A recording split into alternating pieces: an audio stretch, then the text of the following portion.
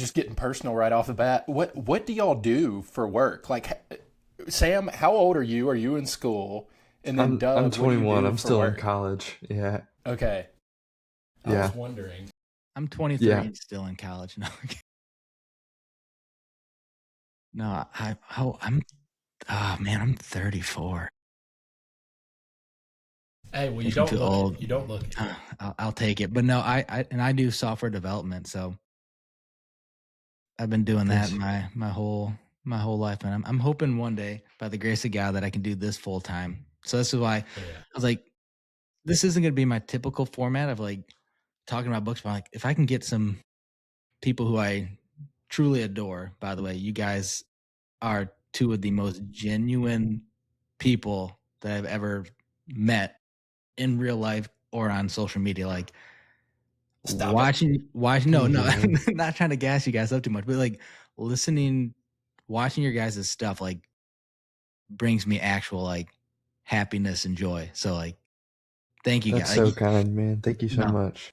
so I was like, who better to talk to than you two guys? Just doing what I normally do of talking about books and just warming it up. I don't know how long this is going to be. Didn't realize how many books it is when you say top 10 for everyone, but I'm hoping there's some crossover because like, I'm like, my wife was like, how long is this going to last? I'm like, it's either going to last like an hour or I don't know. It's TPT. Dude, Oh, and to be honest, I feel like that's what people almost want to watch nowadays. Like, and it's not even that they watch it; it's they have it on in the background when they're sitting in their living room doing everything else. You know? Mhm. Yeah, absolutely.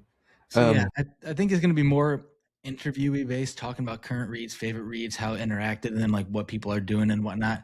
But I'm like, Mhm. this first one, just loosen it up. Get me used to like talking on camera. You're gonna see do a lot of jaw movements. That's like my nervous tick. But it used to take me 45 minutes to record a 2-minute video and then edit it and post it. Like I got it down to like 15 now. So my ticks are getting better. I'm There you go.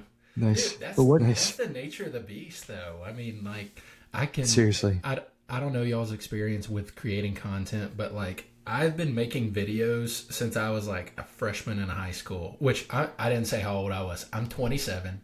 I have a wife and 2 kids. Like, I'm kind of like in a weird spot because I'm a director in a nonprofit, but I don't really get paid for it. I get paid doing all kinds of random stuff. So it's like I don't even really have like a designated job right now. So I feel like I'm kind of in my stay-at-home dad era because my wife's a full-time wedding photographer. She's making all the money.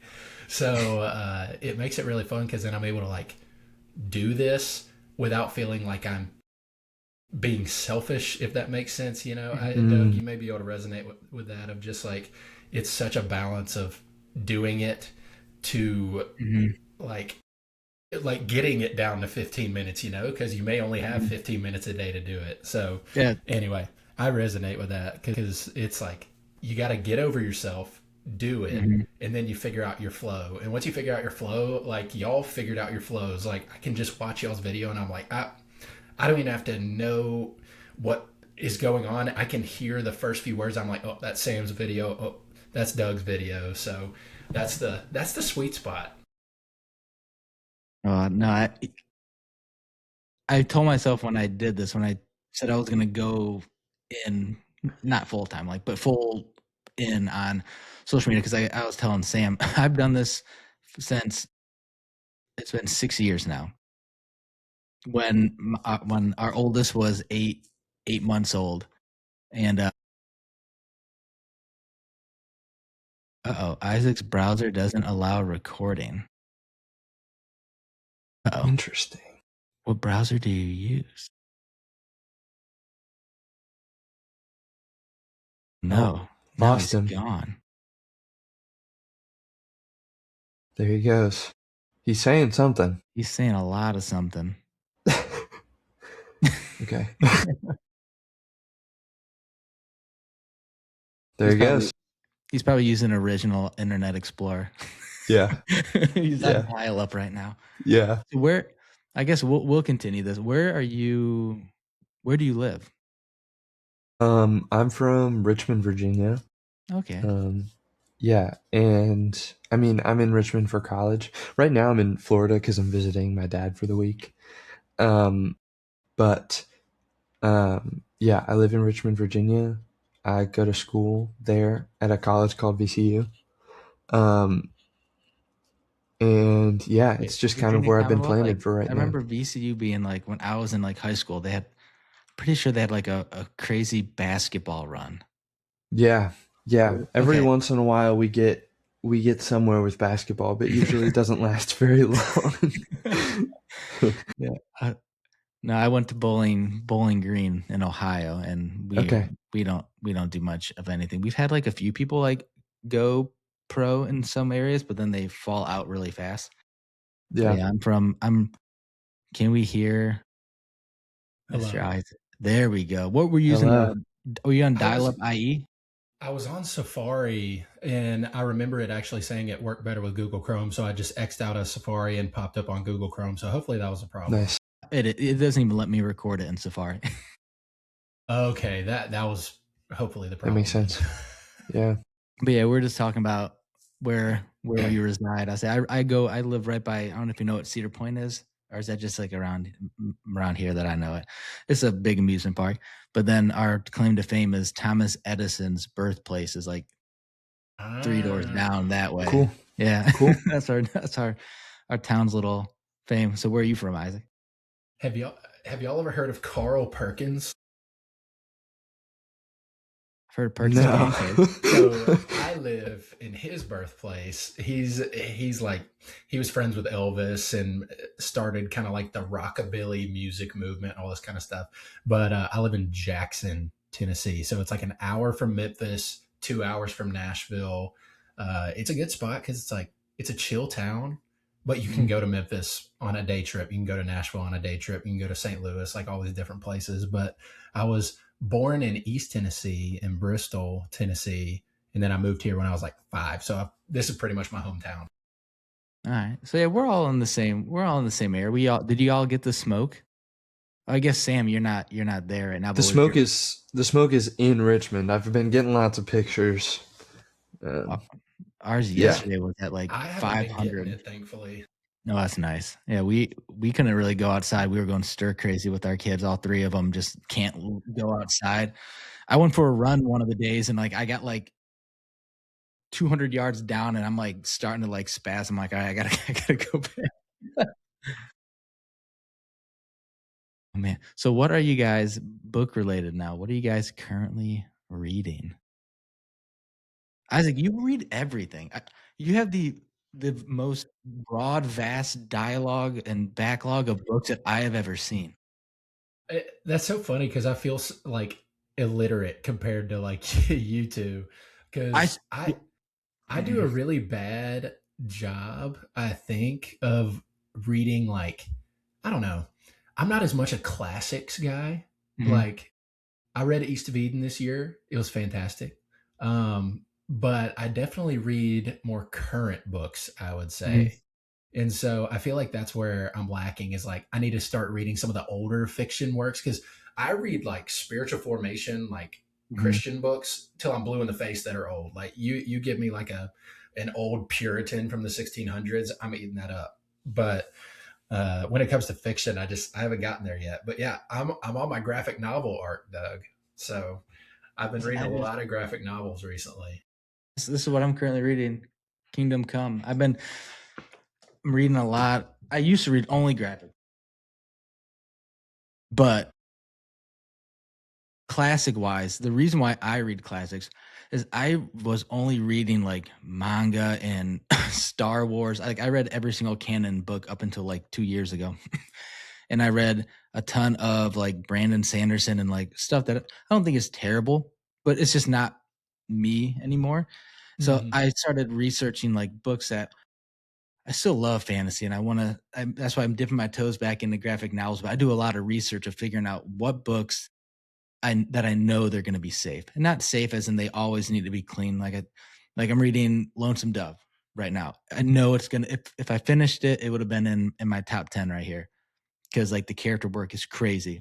So Mm-hmm. but there is some stuff that's not quote unquote safe, but that's not So that's not what I mean by like it needs to either serve a purpose, whether it is spiritually forming me, bringing me closer to Christ through like literature, and classics are just the easiest thing for me right because like classics, that's like big bulk of them are a lot of modern and contemporary works.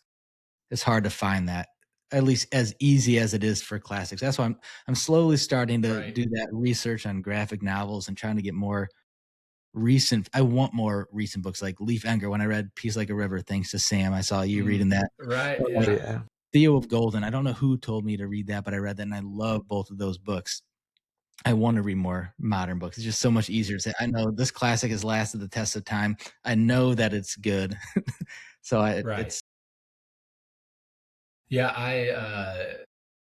I read Lonesome Dove, and in reading it, just the difference in era, even, yeah, like you can see like McMurtry, how where he was in time influenced how he even wrote about a different time, if that makes any sense.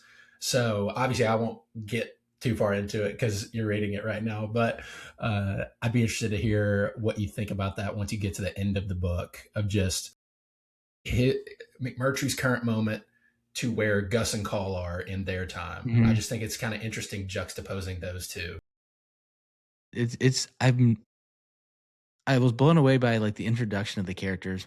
I don't think this is giving too much away, but it was a moment when they finally crossed the borders, like in chapter 11.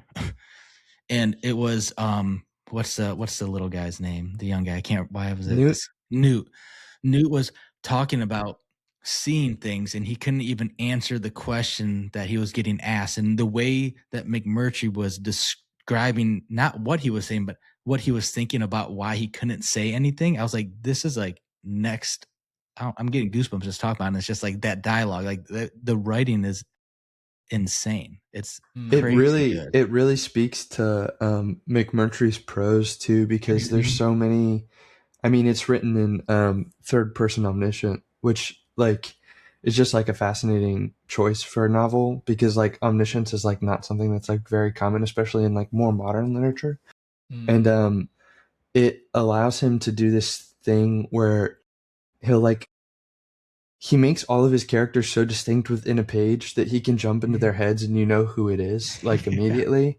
And I definitely don't think that you're there yet, but not even to give anything away. There's like, I mean, there's a character Dietz who's like one of my favorites. He's like such a wonderful character. And like things happen in the novel, and I think there's even a point where something happens and there's just like one sentence that's just like, and Dietz would never forget about it.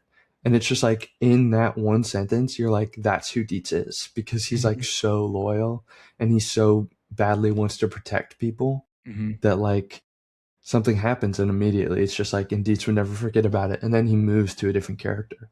And it's so fascinating.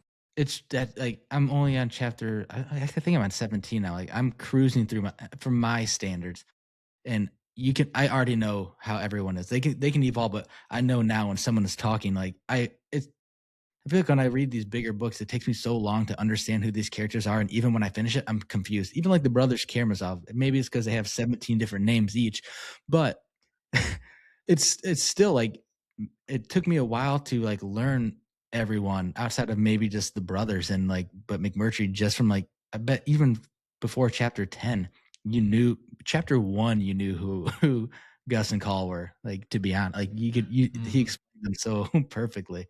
And yeah, you know him right away. It's awesome. So that's what I'm currently reading. Enough about what Well, I was about to say to what Sam said about just even Dietz. I think there's so many good side characters in this book that I attached myself to, that like I wanted to almost have like, oh man, would they need to do an offshoot with this guy, do a TV series with, like, I wanted to hear more about, this isn't giving anything away, Doug. I wanted to hear more about Blue Duck, and like, Yeah. just there's some lore there that we don't know about, you know what I mean? So like the two anyway. Irishmen where I'm at, like they're coming along. Right. How'd they get there? So good. Where did they go? How did they? Yeah, at some point they just like show up. It's so good. It's so wonderful. Or Pocampo. I think I underlined more of Poe Campo's just like philosophical, like just they're just like golden nuggets that he would just like leave as he walked around and stuff. Like, so you obviously don't know who Poe Campo is, I don't think, I know but when you Pokemon. do, yeah, you probably do There you actually, go. but you definitely need to pay attention when he's talking Mhm. All because right. wordsmith. I actually just finished Lonesome Dove this morning, so No. this is very Oh, topical for me. Yeah, I so didn't it's even. yeah. Did I fresh. know you were reading it? Did you tell people you were reading it? I've been reading it really slowly for like a long while because it's one that I mean, I'm like, I chronically read like way too many books at a time. Mhm. Like the first 2 weeks of my month, I spend like starting like 20 books. And then the second 2 weeks of the month, I spend trying to like race to finish all of the books that I've started within a month. I Um, cannot resonate more with that. Yeah, I don't. I so can't. I don't yeah, do wrap. I don't do wrap ups because I'm like 1 month it'll be one book, and then the next month will be like 20 because like 10 of them I didn't finish seriously. the first one. I will say there is no better feeling than like having 1 week where you just blitz through the end of like 7 different books. It's the Oh my best gosh, feeling. y'all! If But you the weeks before that are incredibly stressful. yeah, if y'all go to my Fable right now, you'll see that there was like a massive jump in books read last month. That was literally what y'all are describing. I like read like 10 or 11 books and everybody was like, oh my gosh, that's incredible. And I'm like, Yeah. not really, but thanks. No, that's I've had to pick up audiobooks more lately because life with my wife being pregnant with our fourth, trying to like just survive. I'm like I'm listening to Lonesome Dove, but I know it's a book that I'm gonna want to go back and read and underline because I'm an annotator, not like a crazy annotator, but I always have a pencil with me and I underline. I don't tab or anything anymore, Mm. just enough to me to have conversation. And I know I want to have that with Lonesome Dove, but I'm listening to it. But I like my wife will fall asleep and I just have it. Like last night I listened to it for like 3 straight hours while she was just like falling asleep. I will say that audiobook is like flawlessly narrated. It Like the is. narration on that audiobook is so good. So It's so good. Mm. amazing. So outside, so what are you currently reading, Isaac? So I am currently reading. I'm like going through the line right now. So I'm reading a book called "In Eat and Drink." Hold on, I think I have it somewhere around here, but it's by Ray Ortland and it's based off of Mhm. So good. Ecclesiastes. That book, 120 pages, but I mean, it's so good. Any book that does Ecclesiastes justice, I will recommend. Like, there's a book behind me called "Living Life Backwards" by David Gibson. Another Beautiful. I great book. love the You're throwing book. out really good recs right now. I mean, if anybody watching this hasn't read Ecclesiastes, that's where they need to start. But then they're going to be like, "Why'd you tell me to read Ecclesiastes?" And then I'm going to hand them these two books, and they'll be like, "Oh, I need to go back and read Ecclesiastes." So I thought you were going I'm to say reading any book that. written by Ortlands, anyone in that family. Yeah, I mean, my friends go to his church and just say how Oh, sing his praises all the time. But I'm reading that. I'm reading Sharks in the Time of Saviors by Kawhi Strong Washburn. If y'all have heard of that book, mm-mm. beautiful cover, and it's a beautiful book. I'm thoroughly enjoying it so far. I'm about close to halfway done with that, and then I actually have right here the current graphic novel I'm reading, which is Ginseng Roots by Craig Thompson. Why does that It's a sound so familiar? it is a beefy boy, but it is fantastic. I am a huge Craig Thompson fan now. I mean, just even look at like random page I flip to, just look at the art. Wow. Yeah, It's absolutely Wow. stunning. people So who people who skip manga or comics just because like the whatever reason they're missing so many good it's a picture stories. book. Mhm. Yeah, they're Ridiculous. missing There's what's wrong with so. liking pictures? And I read children's, but I'm reading Dr. Doolittle. They have pictures in there. I mean, Yeah. Hey, absolute Yeah. banger. But yeah, I'm primarily reading those three, and then I'm reading like a collection of poems by Malcolm Guite, as well as Galahad and the Grail. And Malcolm Guite is like my dude right now. Like, I want to sit down with him for mhm. hours and just That's like sit in oh, his office and I'm ask putting him it out there. questions. Yeah, I'm putting it out there. I want him. I want to. talk to him someday on this because, I mean, no one has more aura than the Anglicans. I'm sorry. I know I'm supposed to be about books, but the Anglicans are I agree. the coolest. Catholics have literary fiction down packed. Like, I mean, they've won, except maybe Dracula. They have it down, but when it comes to like anything else, the Anglicans got it. C.S. Lewis, guy, like they're just. You're not wrong. You're not wrong. I mean, as an Anglican, I'm happy for the glaze. I'm happy for the glaze. I don't have any Anglican churches near me, but if I did, that's where we would go. Like I'm practicing Anglican, but there's just no churches Nice. nearby that I can go My to. granddad planted an Anglican church like before I was even born, and I never met him. He passed away from cancer before I was born, but he helped plant this church, and I grew up like in a Baptist church separate from that, just because my mom wasn't going there at the time to the one that her father made. And then like over time we kind of like transitioned back to this church, and I was like, this is home. This is so sick. Yeah, the Anglican church is really beautiful. I love a good liturgy. I love a good liturgy. Oh, And like love it.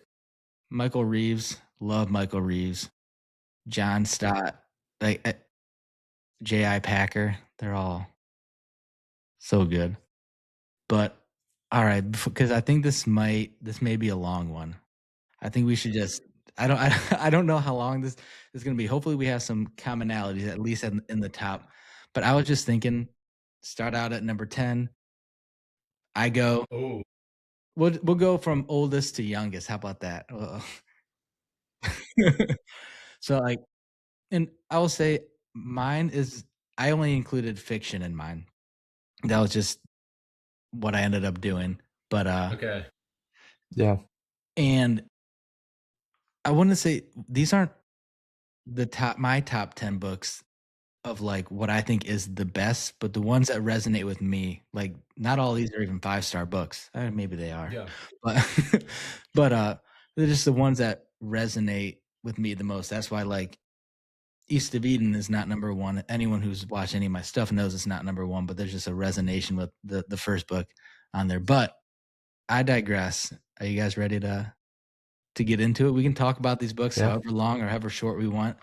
And if we have one that's on the same list, you can say that, hey, oh yeah, this is my number, blah blah blah.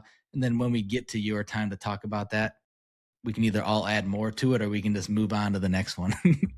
Depends. Beautiful. Perfect. Right. So I think Sam, you just posted about this book. I don't know if you just finished this book, but my number 10 is this guy right here, which started the year at number like 3 for me, The Road by Cormac McCarthy. This is, I mean, sentence structure, horrible. Punctuation, horrible. Story, absolutely phenomenal. Like this is, I read this before, but then when I became a dad and I picked this up again, I was like, it hit a whole new chord for me. It's fantastic. I can never decide quite how I feel about The Road, to be completely honest. And like it's like I recently did reread it and post about it because I thought it would like bring clarity to how I felt about it, just because like it is so all the parts that bothered me the first time only became more visceral the second time. And I do think that that's a strength of the book, because everything that's supposed to be disturbing, he knows it's supposed to be disturbing. And I don't know if an image in a book has ever stuck with me more than the pregnant woman in The Road. Like just some absolutely vile things in that book. But at the same time, like I probably think about it more than any other book. Probably any other book. S. McCarthy for me is like, I have a hard time recommending him, but he's one of there's a few authors that I have a hard time recommending because they are tough. And people like, I'll have people say like, oh, how you like Blood Meridian being the number one book that it's like, it's for me, it's so good because it's so horrific. Like it and the way I guess I also love the way McCarthy writes, and it feels like you're watching a movie when you're reading all of his books, especially No Country for Old Men. But yeah, this book, it may have been just because we were in the thick of having our second kid at this time, and I was really sentimental about fatherhood that this hit me so hard. I'm like, Oh man. by the end. So I think this is probably maybe that's why it's number 10. I don't know if I can pull this off my top 10 list because it's so sentimental, but I was choosing between like this and Gilead as being in this 10 spot. But I ultimately went with the road. Mm. Maybe. It's a very strong 10 and one that I won't necessarily be topping because if y'all, I know y'all watch my videos, but if anybody watching has not watched my videos, you know I love niche books. And so my number 10 is one you've probably never heard of, and it's a biography about Pete Maravich. Pistol Pete. Pistol Pete Maravich. Yeah. So something y'all may not know about me is I grew up playing basketball and had the opportunity to play in college and ended up not. But I love Pistol Pete.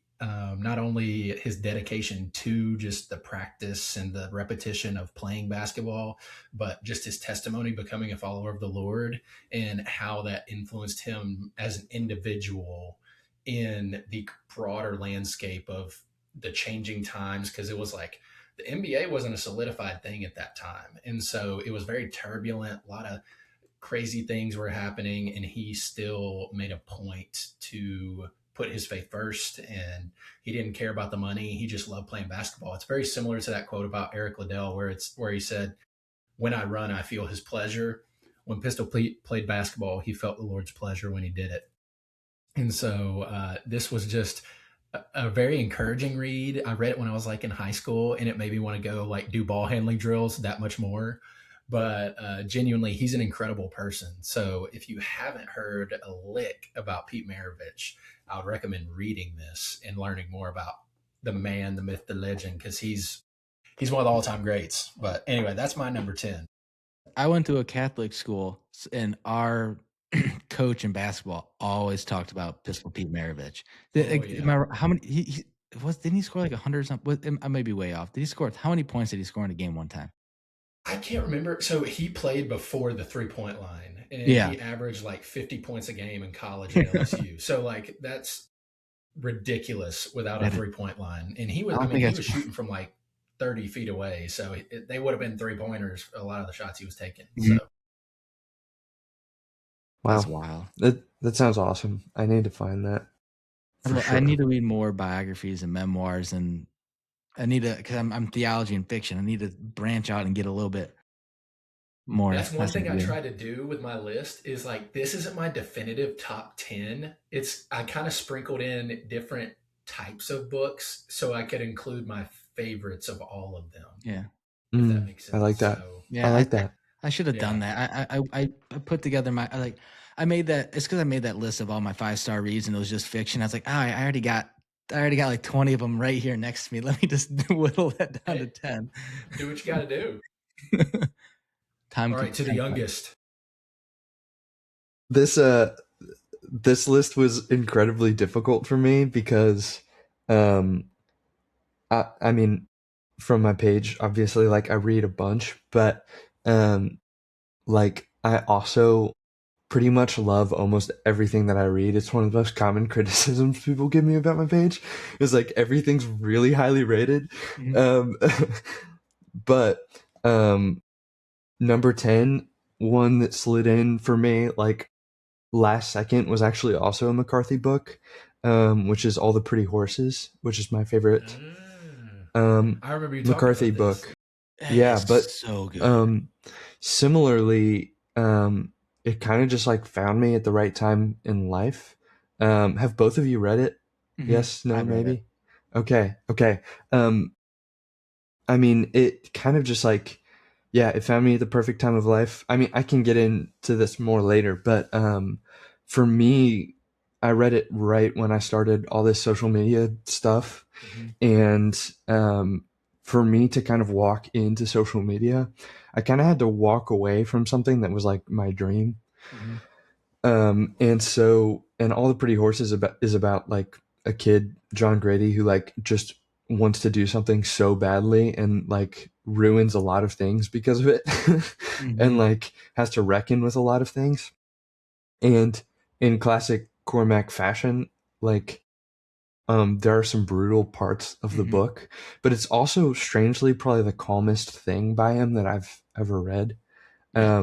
And probably Mhm. like the strongest on like a prose like writing type of level. Mhm. And it's so beautiful, and there's so many characters that like I'll probably never forget from it. But yeah, it just like found me at like the perfect time. Yeah, it's like Yeah. it's such a good coming of age story. Yes. Maybe the best. And Cormac doesn't I mean, there's some romance in his books, like in like No Country for Old Men. There's like a small like microcosm, but like this is like I believe at least from what I've read, the only like romance that he has in there that he's actually there's an actual relationship there. Yeah. I've never Yeah. seen the movie though. I don't Neither watch have You've I. never seen the movie? I've never seen the movie. It's Matt Damon, right? Oh my gosh. Okay, so like I said, I I'm feel finding out that there's a illiterate. movie in real time right now. Oh I yeah, feel there like Matt I'm Damon's in it, and illiterate No compared to y'all. That way. No uh, Country for Old Men movie is by far one of my favorite movies of all time. have you read the No Country for Old Men? I haven't. I Mm, haven't read it, but I've only mm-mm. seen the movie. And what's so interesting is Javier Bardem, amazing actor. Mhm. He plays Shigur, Sugar, yeah. and his portrayal of Shigur was studied by all these neuroscientists, and they were looking for who is the most accurate depiction of a psychopath in cinema. And after all their research, they researched over like it was like 100 or 200 different characters. Shigur was the most accurate depiction of a psychopath in any movie that they could study. I So think you Javier have to watch it. Bardem is like the most underrated actor in Hollywood. Oh, He's I Like the 100%. most. I cannot agree more with that. I literally cannot agree more with that. He is it incredible. the book is there's a lot obviously, there's a lot of movies that come from books because it seems like there's not many original ideas anymore in cinema. Right, right. But Oh, when they're it coming out with a comes second one? but when it comes when it when it comes when it comes to a book to movie adaptation, No Country for Old Men to me is like easily it is almost like verbatim. McCarthy wrote No Country for Old Men, and it's essentially a script. A lot of his Mm, books are like a script, but yeah. like Yeah. it's like to the T. Like the coin flip scene, like it's insane. And you need to if you read the movie, if you watch the movie, you gotta read the book because it is Wow. I need to read the it's so book. it's real good. Yeah. It is my I would say overall, when it comes to just like enjoyment of the story, not emotional impact, it is my favorite McCarthy book and the one that I recommend the most because it's so good and like it's a good portrayal of greed and that's what I love McCarthy's like he touches on themes that to me are very important to touch on, but he does it in such a unique and sometimes absolutely brutal way. Mm. So now it's me. I got this may be some recency bias, but I got The Great Divorce by C.S. Lewis. Ooh, I lovely, just this Heavy was lovely. hitter. also I'm whoever is if anyone's watching that is in my book club. I am the worst book club runner of all time. Like I'm like trying to make these like videos and then also being part of the book club, and it's like hard. But and on my long form, I haven't even read any of those yet, and it's like a 3 month. But I digress. I chewed this up and I read this in 2 days, I think, and it overtook the Screw Tape Letters.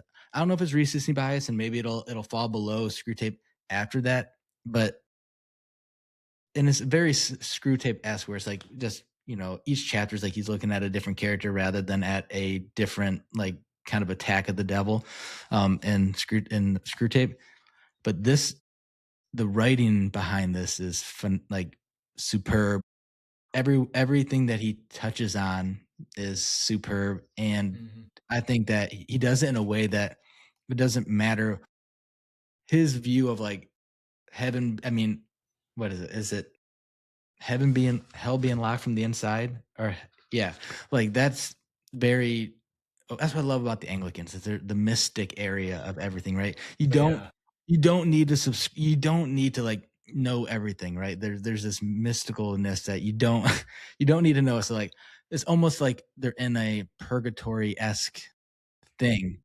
So it's very cross-denominational too, and it's a phenomenal book. Have you got either of Yeah. you read this book? Both of I you, need by to the way. revisit it because I read it years ago, and it was like it was in the kind of infancy of me reading Lewis in general, and I need to read it again so I can probably digest more of it this time around than the last time because I probably didn't appreciate it to the level I can now. Mhm. But I do remember it being one of those kind of eye opening experiences that I was like, oh my gosh, like what a way to just even like think about heaven. But it encouraged me to think about heaven more. It made it not like it made eternity not as scary to me, if that makes sense. And so And I just thought he did it so well, you know. yeah, and he touches on for me. There's no spoilers in this book. I mean, it's a theology book in my opinion, but it's fiction, so I can sneak it in here.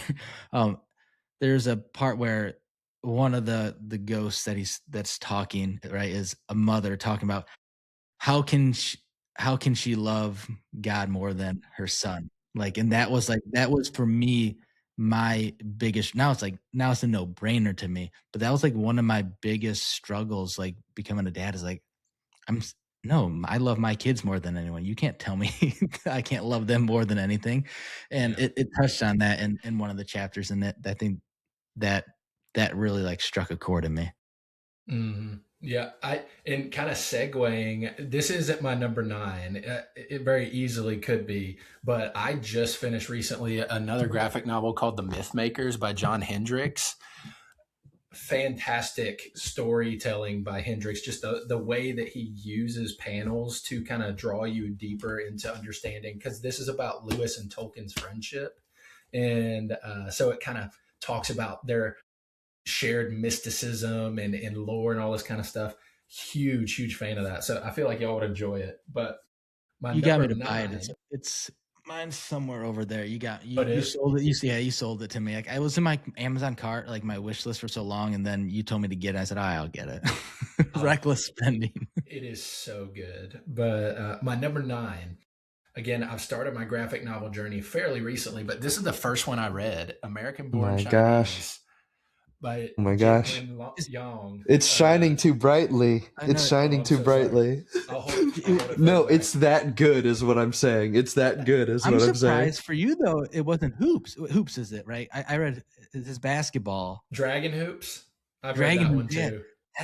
that's one of my favorite graphic novels. But It's keep very going. good, but I don't, just the way that he ties, just I don't want to give anything away. Like I read this in 30 minutes. It was so good. Like I'm trying to find another graphic novel to give me the same feeling I had reading American Born Chinese. It is absolutely like I'll probably read it again in a couple months just to feel Mhm. something again. But It's that good. It's that good. it's so good. Like it's just wholesome. It makes you smile. It makes you feel human again. Like it's just it's like a warm hug from your mom. Like I could not enjoy this more. And the bow at the end, like tying storylines together and all this kind of stuff. I just thought it was extremely well done from my very amateur opinion of graphic novels. So that's my number nine. I just love that you guys like graphic novels. That makes me so happy. I've been wanting to get back into them because I only read graphic novels. Like I'm saying, like thousands of graphic novels and manga over like before like the past few years, and getting back into them. And I'm gonna be seeking out recommendations left and right. Oh, yes. Yeah. American Born Chinese is a wonderful book. Um yeah, so good. You've both seen my videos, so like obviously this was going to come at some point. But at my number 9, I've got Peace Like a River by Life Anger. The Oh, Um it's first book you so. influenced me to buy. there we go. There we go. I Have think you for read me, it yet, Isaac? I haven't read it yet, but I now that we're okay, now that we're here, once I finish Sharks in the Time of Saviors, I'm gonna read Peace Like a River next. You heard it here first. I'm gonna read it next. Okay, then I will be incredibly vague. Um, the chapter before the final chapter in the Yes. book had like probably has impacted my faith more than any other piece of literature I've read, like more than any Lewis, more than like and it is absolutely incredible. And Peace Like a River, the way that I often pitch it to people, is the concept is and this isn't giving anything away in the book, but it's kind of the concept of like if you were to take the parable of the prodigal son and envision that the father is not just an old father with white hair, but instead Jesus, who is ready to walk off the porch and step up to the cross. And it is absolutely fascinating because it's told through the perspective of his like 10-year-old like son, and like the dad in the story, because it's like a father son daughter type of story. And it's absolutely incredible. The writing is incredible, the character work is incredible, but I think what makes it fascinating is the kid watches his dad have faith in God the whole novel, and the whole time is like constantly doubting him, but he's a child, so he doesn't know that he's doubting his father's faith. And yet his father almost like being an image of Christ in the way that he respects his children and looks out for them and stuff. And it's absolutely incredible. It's so good. Yeah, you got me to buy that too. And the chapter that the chapter you're talking about is the only. I was like, I like to read and then I'll go back and memorize like where I want to underline if it's a good thing. It's the only chapter that I've ever read that I went back. I just started the chapter at the top. I was like, this whole chapter. You're like reading. You're like, no, yes, no, what, no, what? It's in. Yeah, I will say I've read the book itself a couple of times, but that chapter I come back to often, and every single time it makes me weep like profusely. And literature doesn't really like get me choked up, but like I literally weep every time I read it. You need to read it. Put down whatever you're reading. I'm gonna read it and I'm gonna let y'all know what I think, because I'm a 7 on the Enneagram. So when somebody else is excited about something, I'm immediately like yes. So actually, guys, I'm gonna go read it right now. There you go. Just make one of those like I'm pulling a 24-hour day video reading this book and just read it in 24 hours and let us And know. if Just like a like time it lapse is of me in a chair. it is no problem to like inhale that book. Like I like it's literally impossible to like not read it like within like a week. It's so good. It is. Yes. And I like he's like maybe I'm off base. Like it's like he's almost like it's like a Cormac. It's like a happy. That's a happy. It's like it's a lighter Cormac McCarthy type feel. Like it has like a similar like story structure and like thematically, but like in a way that I don't ever feel bad recommending it to someone. If that makes sense. Yeah, So good. it's really fascinating too, because like it is I mean, I've put it in multiple like these are the saddest books I've ever read videos. And it is incredibly sad, but it also may very well be like the most joyful book I've ever read in my life. Which is fascinating. You crush it with the sad. I tried to do it once and everyone's like, don't talk about sad books. I almost got the same visceral reaction like when I mentioned Harry Potter in one of my videos and I got called like a heretic. Like it was like I was that was crazy. Never mentioned Harry Potter. That's no. I'm gonna make a video about Harry Potter because Harry Potter is amazing. Yeah. Speaking of books sorry. I mean, Harry Potter is one that no matter what you say about Harry Potter, people get upset about it. Like even on my page, like literally just like I've learned to avoid. I like constantly. This is a tangent, and you can just rein me right in. But like I constantly, whenever people are like, "You do so well with those videos," I have the most imposter syndrome doing this, and like constantly feel like I'm stumbling my way into making videos. And also like I know that I'm not, but I feel like the youngest person in the entire space. And like just constantly feel like I'm just like falling into videos all the time, like all the time. Your Well, brother, if you're wisdom, falling into videos, then you know how to fall with style. I mean, that's literally what Buzz Lightyear said in Toy Story, and you got to figure it out. and when it comes to wisdom, you're not the youngest by far. You're one A of the thousand Thank percent. you. so that Thank you. That's that's very it. kind. Yeah, don't mention Harry Potter. But that's if it's so hated, yet still one of the highest selling. That's how you know like Yeah, people how just good. have a problem. It's so weird. It's And so some people strange. pull their hat down over their eyes when they go buy it. I mean, I would rather just own up to it. You know what I mean? Yeah. There's just Yeah. so many like the Mirror of Erised, right? That's like you can't mold your own future. That's like trying to there's just so many good themes in the sacrifice. Like then people are like, oh, but you can read, you can Narnia's fine and Lord of the Rings is fine. I know that's And I literally have the entire like hardcover set in my background in all of my videos. Nobody ever mentions it. And then as soon as I say something, they're like, this guy doesn't care about what he reads. This guy likes AI. This guy's the worst. I'm just like, what? This What? video is AI slop. I get as I was telling Sam, I've been told I'm AI so much lately. I'm like, I don't know if it's because I'll be thankful if it's because my lighting somehow is good. I have no idea what I'm doing. But I think it's because Doug, you know it's the setup, man. We've been locking The that setup setup in. is And it looks so good. It's so good. but I'm like, or maybe it's just because like I sound so robotic because like I have to like really some days I really need to script out my thing, or sometimes it's just like talking points and I just go through. I'm like, maybe they just think I'm AI because I'm like so sterile. These are the 3 best books. I don't know. The one person said it's like the hand movements. I'm like, what? Because I do the same, or because I always look to the left. They're like, that's a telltale sign. I'm like, no, I just have nervous tics. I look to the left like 1,000 times when I record.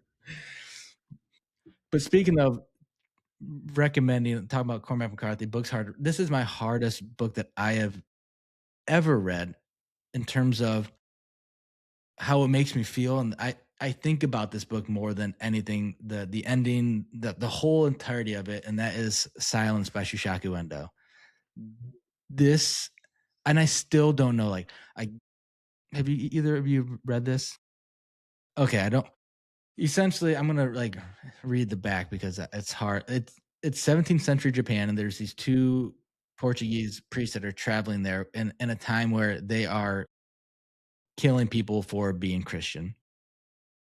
And constantly the priests get told, hey, if you renounce your faith, if if you step on the cross, if you do X, Y, and Z, and you renounce it, we will stop killing these people, but you need to renounce your faith. So what do you do? And it's the constant struggle of what do you do in this time? And that it gets asked over and over and over again throughout the book. And by the end of it, like you don't know, at least for me, like I still don't know how I feel. Like some days I'm like, I understand what some of these people are doing. Then other days I'm like, how in the world would they even think that? I think about this book a ton at church. Like when there's specific like homilies or anything, I'm like, okay, how do I feel? And that's what this book is. It's super challenging. People either love it or hate it. It's very polarizing, like in comments of things like how, like, oh, this is horrific. This, you can't be an apostate and all this stuff. And yeah, it's a tough read, beautiful read, heavily influenced by Graham Greene, I believe. And it makes sense because first off, Graham Greene, I could have put 4 of his books on here, but I was about to stuck say, with it. I was waiting to hear when you were going to talk about a Graham. Yeah. Spoiler alert, it's going to be number 1, but Yeah. I digress. It's such a good book. I love books. I love tough books. I like all kind of books, but I love books that like really wrestle with me. And I don't think I don't think I've wrestled with a book more than that book while reading it. And that's one of the first books that I've done as part of faith and fiction was reading that book. And I still think about it more than any other book that I've read. Yeah, I had a lot of friends who weren't book readers who just so happened to read that book, and they said it was good. So I was like, oh well, I guess I need to go back around and give it a chance. If I ever see it in a thrift store, I will be buying it. I haven't found it yet, but I'll be digging for it. There's a movie out there if you want to watch the movie by Martin Scorsese. Yeah. Isn't Kylo Well, Ren? What's the actor's name? yeah, Adam Driver. Kylo Ren's in it. Kylo Ren's in it. Andrew Garfield, is that his name? You got Oh, Kylo Ren. You got really? Yeah. Kylo Ren in like the worst Spider-Man. Sorry, I don't know if that's a hot take. Yeah. So it's a Marvel crossover or something Yeah. like that. No, yeah, I believe so. They're in it, and it's. I haven't seen the movie, but I've heard it's super good and pretty Yeah. true to the book. All right. Well, this is number 8. I think. I don't know. Number 8 is Blue Like Jazz by Donald Miller. Heavy hitter. Heavy hitter. I feel like such a this is- noob here. Okay, if you haven't read Donald Miller, you need to read some Donald Miller. It's funny because I used to go, when I lived in Nashville, I used to go to a coffee shop that he's like a co-owner of or something, and he was always in there. I just never talked to him. So Wow, cool. I regret not doing it, but I also didn't want to be one of those people, you know? Like I didn't feel like the Spirit was telling me to talk to him, so I was like, I'm just gonna let him have a nice day. Yeah. Anyway, this book, Mistakes were made. No. yeah, right. Now I regret that now. Why was I so respectful? But the tagline is non-religious thoughts on Christian spirituality, and he just opened my eyes to how we are called to see the sacred in the secular, and ultimately bring about heaven on earth, and how we can be conduits of that as followers of Christ. And it's honestly just saying yes to inconveniences, and it's taking the time to slow down and look around. And I have a series called Ocular Athletics. It's where I literally say, this is a moment where I slow down and take a moment to see the beauty in the wayside of life. And that could be a conversation with a person. It could be an old car that's getting overgrown by vines, or you could be climbing a mountain in Colorado. Who knows? But if you don't take the time to slow down and see it, you're going to miss the glory of the Lord in the mundane moments of life. And Blue Like Jazz helped hone that for me into what it has now become. And so, super influential book for me. Another book by him that I could just as easily have put in this spot is A Million Miles in a Thousand Years. That book is incredible. That was like the only book in high school that I ever read all the way through. Like, only assigned reading book that I actually read all the way through. And so anyway, yeah, Donald Miller is existing in my 8 spot, no matter what book he wrote. I need to see. I didn't read at all in high school. And then from college all the way to a few years ago, it was exclusively Star Wars, like in graphic novels. So like, I feel like I missed out on so much. I mean, 10 years that I read a lot. That's how old I am. Like 10 years ago was like when I was in college. And I was in college longer than 16 years ago. Just past my bedtime.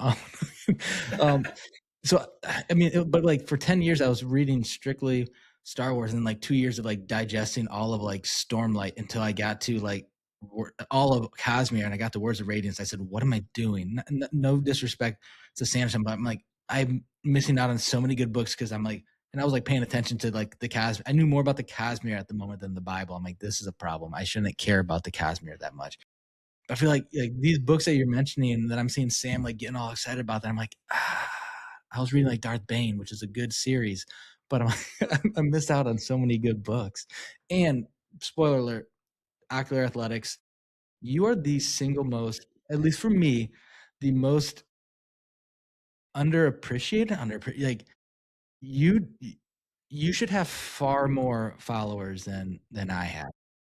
Like, and I mean that on your books and on like it's Seriously. unbelievable how Seriously.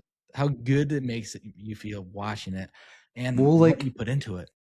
and just to like add on top of that, obviously I watch like pretty much everything both of you post, but like when I like am like relaxing and like wanting to like get a recommendation or think about something, Isaac, I legitimately do like pull up your page like every time.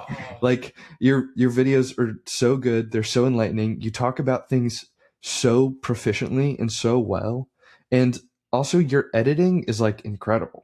Insane. Like so good. It's Yeah, fun. so good. I enjoy doing it. I've been, like I said, I've been wanting to start this podcast for a while. Then when I saw that Sam shared one of your videos. I said, wait, they know each other. And then I saw them, like, then I sent that message. I'm like, okay, this is my time to jump in, because that was the funniest thing ever, because that was funny for me too, because like I knew both of you separately, and then that came together when you started to talk about the podcast. I was like, this is literally like the Lord's providence right here, because your boy had been lonely for a little bit. Yeah. That's maybe the single-handedly the most excited, outside of maybe Chris Pratt following me that one time. That was pretty exciting. That was pretty sick. I That was remember pretty that. crazy. But when I saw that Sam shared your video, I'm like, that was a spark. I'm like, all right, it's time to go. That was. But yeah, you should have far more than me rambling about like the same books and struggling to talk about them. And your stuff is so good. It's so good. The Lord's giving y'all platforms for a reason, y'all. And I mean, y'all are doing his work. So I'm not complaining. Hey, and also like just I am nodding along and like very excited about these books, but I do also feel I have very similar tastes in literature to both of you.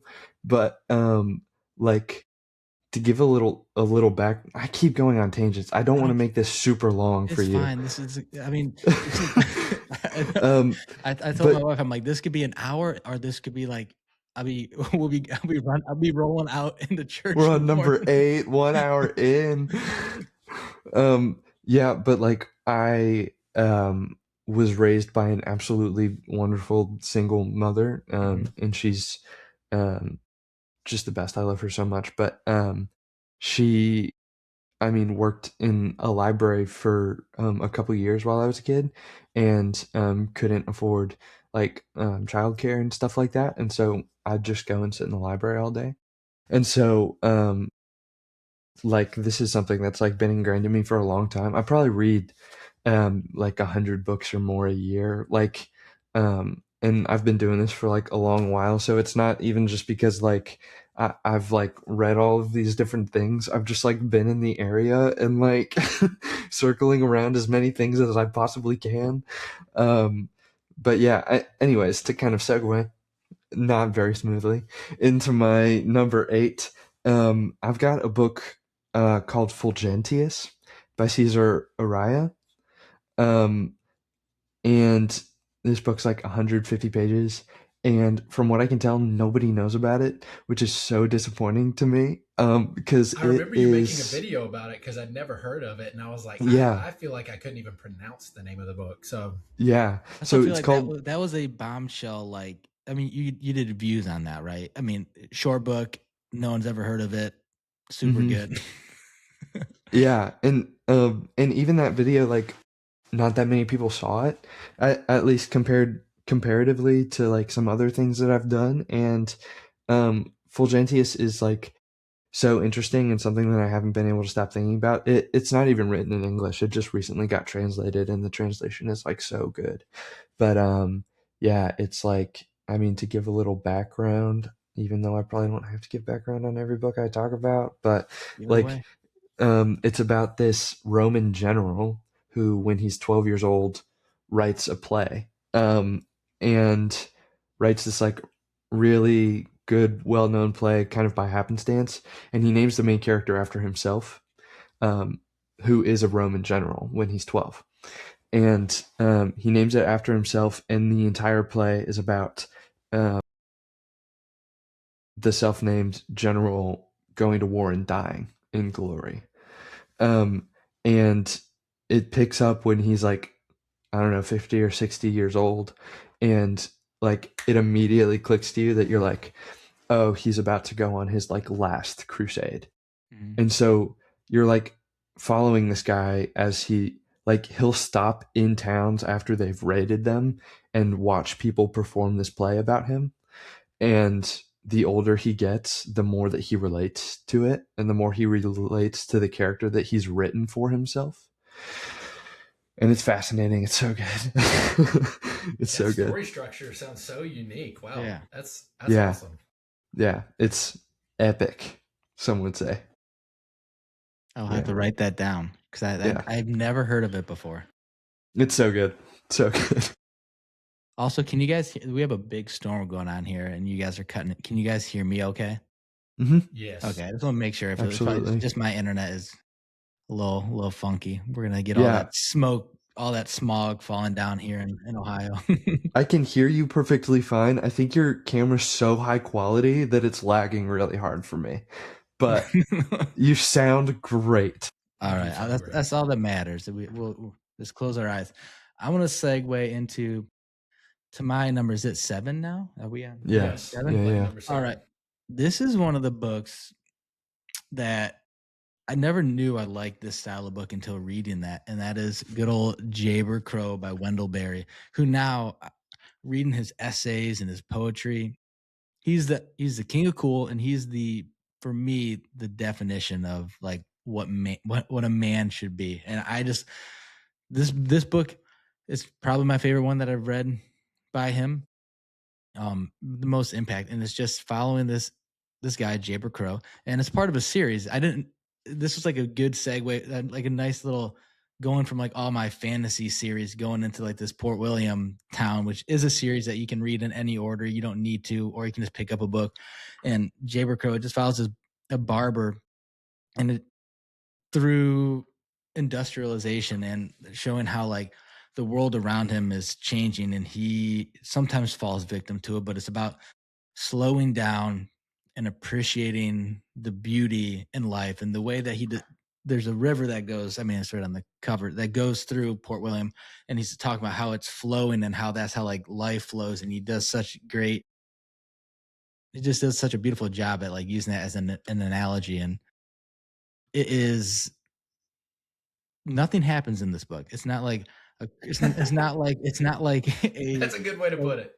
nothing happens, but it just you end it and you're like, oh, I need to appreciate life more. I need to slow down. Like this got me to read like books like Against the Machine, who he loves Wendell Berry, and like all these other books that is just like appreciating life, slowing down. That's the reason why I got a camera instead of like filming on my phone now. I didn't want to spend the money on a camera, but I wanted to have less time on my phone or getting the Game Boy. Like I said, I mean, Wendell Berry probably doesn't play Game Boy, but I was like, just things that to not doom scroll. Like I would rather my kid play some Pokemon on a Game Boy Color than doom scrolling. Like, sorry, Instagram all day.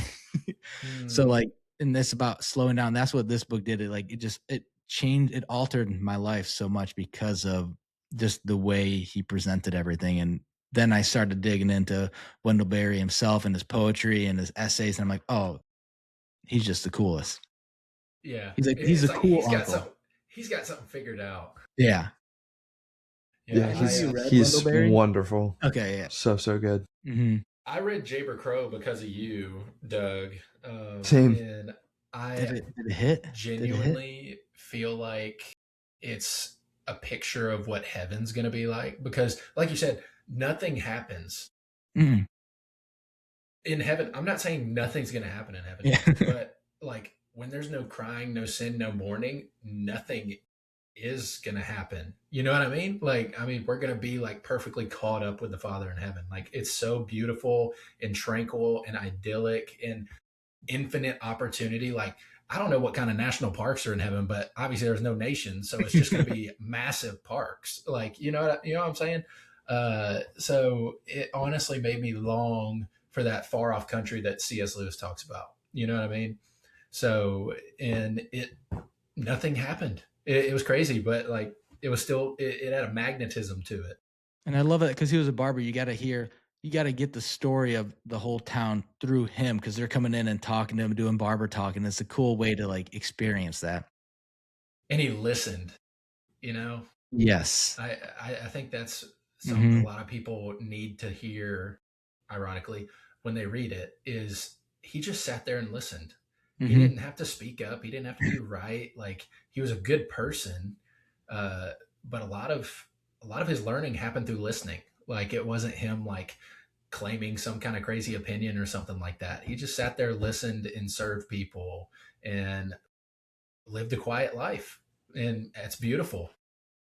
Mm-hmm. Definitely. So nothing, like you said, nothing really happened in that book. Well, in my number 7, a lot This guy's the happens king of segues. in The this king of book. segues. What is this? Like, I'm like, do I break in and then yeah, you're just like, Well, like a lot happens in this book. So if y'all have read it, Ready Player One, Ernest Cline, uh, absolutely fun book. Like I reread it earlier this year, and the book is way better than the movie. Have y'all read it? read half of it in college. I Oh, liked it, and then I okay. was like, Star Wars.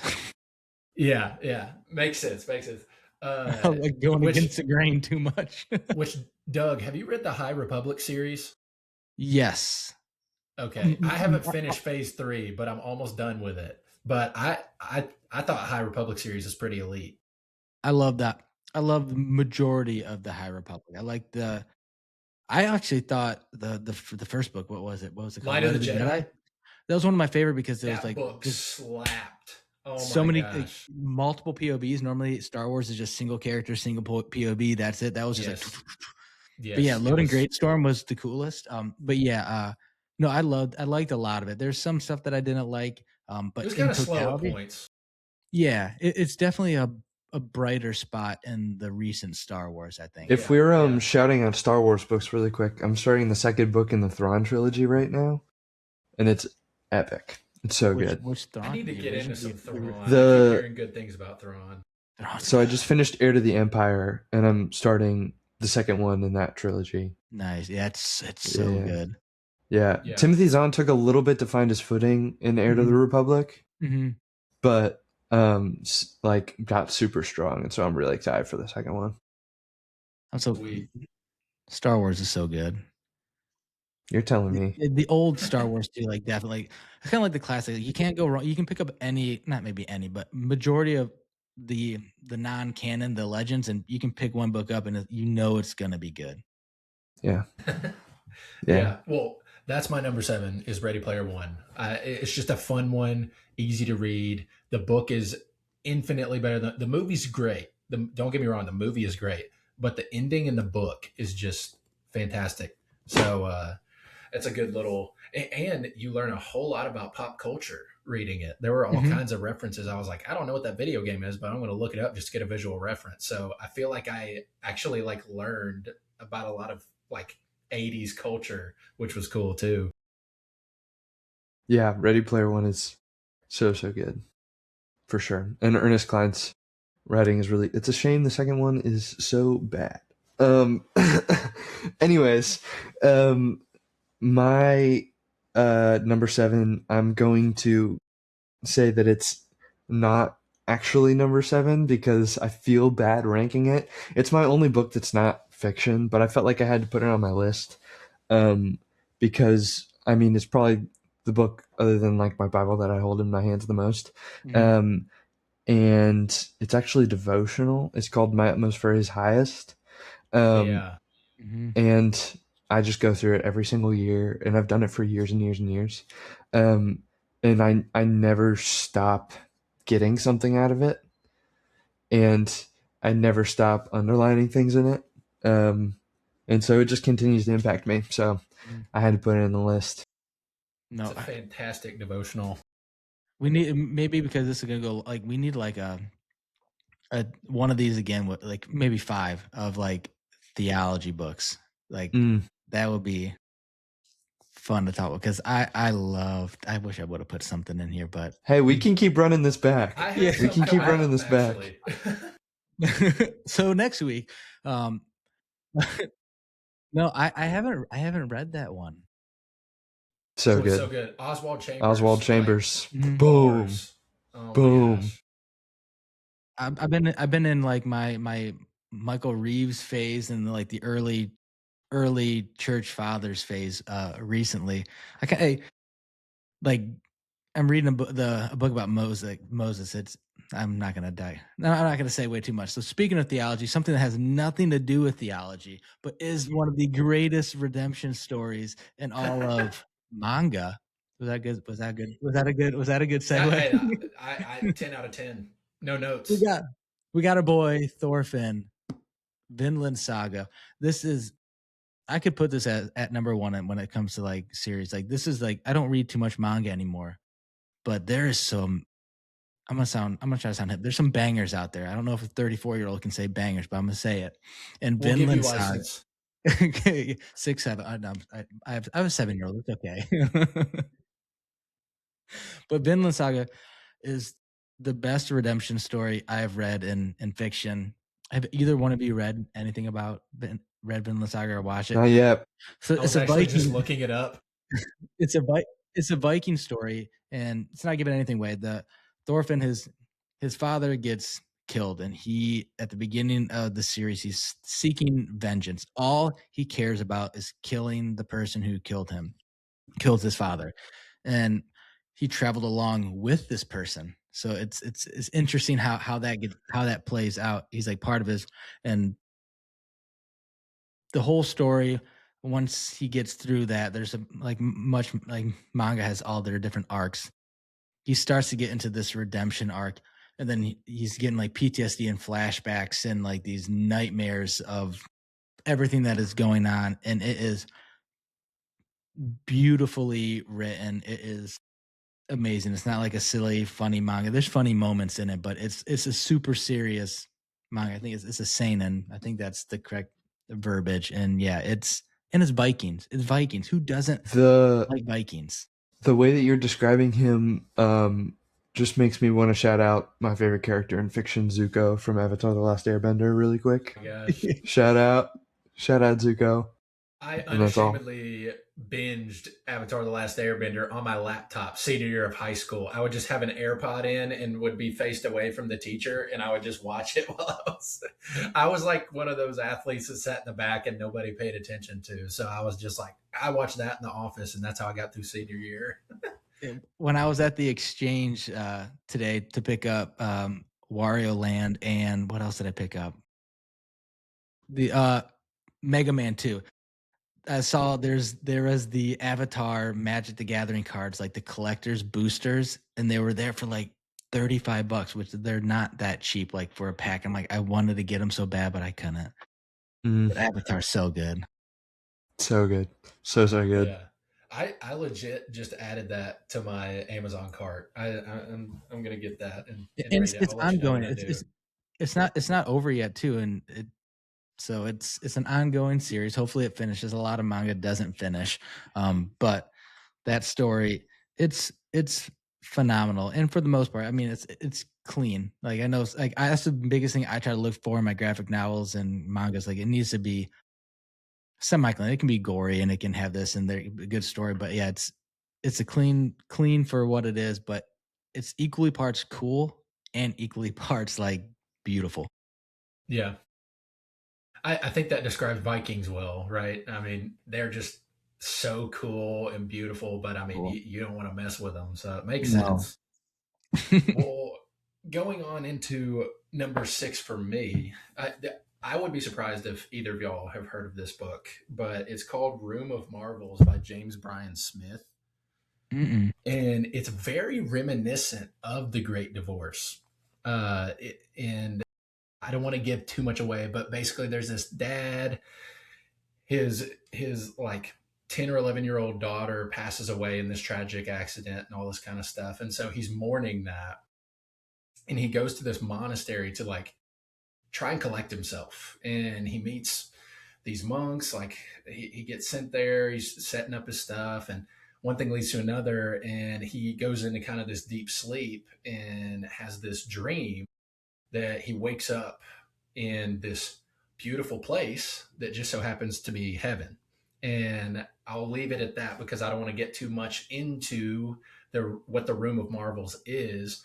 But when I say like reading this book gave me so much life and excitement for heaven one day, because like obviously like bro didn't go there and write a research paper about it. Like he doesn't know what's there. But I think it's so healthy for us to long for heaven as followers of Christ. And this made me do that all the more because it's like, oh, well, what if that's there? Like God's not saying, "Oh, stop thinking about that." He wants us to, like, in light of our excitement for heaven, live our life here with that same excitement. And Mhm. this book did it for me. So it's just extremely life giving, like Theo of Golden esque, but with kind of a Great Divorce twist, if that makes sense. Um, but I couldn't recommend it more. And James Bryan Smith, he actually works with Renovare. If y'all know what Renovare is, it's started by Richard Foster. It's like a spiritual formation organization. They do a lot of retreats and things like that. And so he's in very good company with people like Richard Foster. So there's a lot of depth to this book too. So anyway, highly recommend. That sounds like a book. I It need to read that one. sounds really, really good. Yeah. Yeah. Yeah, I mean, I have been wrestling between two for my number 6, like nearly all day long. But I'm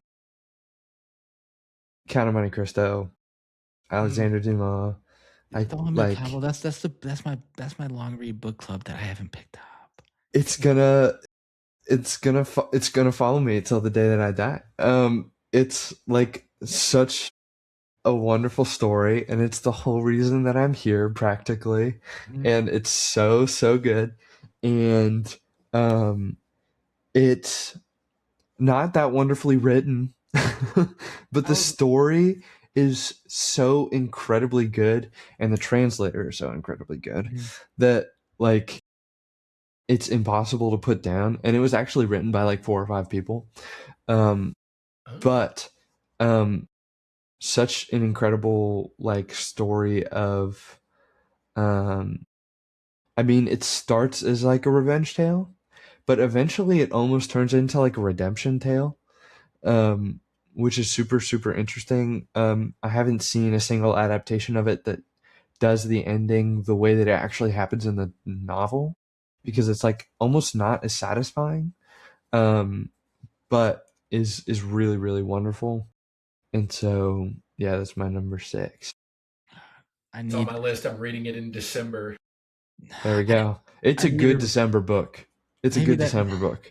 Maybe I'll do it. I need to read it. And I don't know why I started Lonesome Dove. I just, on a whim, I wanted to start. So, I think it was a random person messaged me and said, "You need to read Lonesome Dove." I said, "Okay, done. I'm reading it now." But I will say, the thing that I always use to convince people about Count of Monte Cristo is it starts, everybody knows the beginning, like he's falsely accused of like a crime, he's thrown into jail, and he's like gotta escape. Like, that's the premise of the entire beginning. But he breaks out, and you do follow him for like a little bit, because that's the setup of like the whole book. But the fun part is when he actually like kind of becomes like the Count of Monte Cristo. The POV switches, which is super ahead of its time, in the context of the novel, and so you don't really know who he is for like a good portion of the novel, which is so fun. It's so fun. It's so good. I think it's and yeah, it's the creating content and reading big books is daunting. Like, I'm like, I have so much limited time to read, but I need to read to keep people. So if people don't say, "Oh, you recommend the same books," I'm like, "Well, I make a list every other day," you know. So it's I can't read 5 books in a day, so it's so much easier to read the smaller books that are still good. Like, I'm not choosing smaller books because they're smaller and have that's it. But The Count of Monte Cristo is something that I need to read, and I think because I read Les Mis, I tried to read Les Mis like 10 times, and I get like 10% of the way through, and I'm like, I just can't do it anymore. I think it's getting me like, I'm afraid to open up something that is in that same vein of like size wise. I don't know. Yeah, I will say it moves incredibly differently than Les Mis. As somebody that has attempted to start Les Mis, like the first like literally 300 pages of Count of Monte Cristo feel like the first 20 pages of Les Mis. Like, it literally flat. I mean, my video that like went crazy viral at the beginning of my account, I was like, oh my gosh, I just read like 300 pages of Count of Monte Cristo, blah blah blah. And like literally, like read it in like one sitting, just because like it just flies. It flies. Okay, because Because it's also like it's not that well written, so you kind of just fly through it. where with Les Mis, I was reading it on my Kindle the first night I was reading it, and I'm like, wow, I just crushed it. And I was like, on page 7. I was on page 7. I'm like, this book is this big. Oh my gosh. I was so That excited. sounds I'm like like, a nightmare to me. because the beginning is actually really good. Like when with Jean Valjean is so good. Then I got to the point where it's more the political side, and like it's like these young kids are like kind of talking. I'm like, I don't care. I don't know. I just didn't care about it, and I drop it off every single time. But yeah, I was like cruising through it. But little did I know, I was not cruising through it. I was literally 2% of the way through the book. Not Les Mis even. is crazy. It's literally like, here's a character, here's 20 years of history, here's another character, here's 20 years of history, and it just like does it over and over and over again. Yeah, and everyone says it's like the like Your Faith in Fiction. This is the book you need to read. I'm like, I'm trying here. I'm trying. I don't have faith. Just give me a second. In this book. Just give me a I don't second. have faith in this fiction. But no, Count of Monte Cristo. I know I need to read it. And so you're reading it in December? Yeah, I have like a set curriculum that I read at least one formational book a month. That it's like at bare minimum I read those two, and once I read those two, I can like move on to other books. Okay, maybe I'll tag along, or maybe I'll flake out again on it. Hey, well, I'm starting in December, so if you do, let me know. Now I'll go a little bit more. All these books, I would have Lord of the Rings would be in this spot, but I'm going with books that I have read since starting Faith in Fiction, and I've only read one of the Lord of the Rings book. 2 I've read. So this is no slouch. This is the series that started me wanting to make videos rather than just posting pictures. Is the Sun Eater series, especially this book right here. This is I call them this. The sci-fi Tolkien is what I always say. It's like the amount of the cool thing is Christopher Racchio, the writer of this, in the first book he wrote, he was out of faith, but through writing the book, he came back to faith, and you can kind of see that his journey in faith go along with this story. And essentially, the cool part of this book is the beginning of the book. You know what the ending is. It's like how I got spoiled with. Wait, so sorry. Which book is this? Sorry, this is the Sun Eater series, but this is which one in the series? I'm so curious. Number 2. Sorry, it's number 2. Okay, Howling Dark. And the Howling Dark is essentially, I can't give that away. Never mind. But it's so the undertones are so religious. There's a chapter in here that is so reminiscent of, like, not in this book, but in Disquiet Gods in book 6. That's so reminiscent to like Dostoevsky. It's a series. It's a 7-book series with 4 books in between. But like, I put this book down. Like, I don't know if Empire Sounds like I don't know if I want to read this book. It's cool, but I'm not sure. Then I picked up his 1.5 book, and Museum Catholics came in. I'm like, what? And they're known as being like they're because religion is like completely out of this thing. And these Museum Catholics, everyone's like, oh, they're cannibals, probably playing on transubstantiation, as I'm assuming like that was kind of like why they thought that, like in so many years in the future. But nonetheless, you find out what happens in the beginning of the first book, what happens at the end. You know that he needs to destroy a sun, the Sun Eater. He destroys a sun to save, and you're trying to figure out why he's doing this throughout this whole thing. The cast of characters, the side characters, the character work, the theology in here, the philosophy, heavily inspired by like the Book of the New Sun, Dune, those type of books. And his wife Dune. Don't say Dune around Sam. Don't set me off. Set me off. Talk about a tangent. Okay. But I digress. I've never read Dune, but this series is phenomenal. You're going like, this is actually one of the first fantasy, I think the only fantasy book I cried on, because one of the characters was it hit home I was actually riding a bike around my town, and I'm listening to it on an audiobook, and I start crying. I'm like, I got a book at home. I'm like, I live in a town that has like 100 people. So like, if I'm crying in public on my bike, they're like, that guy, what's going on with Doug right now?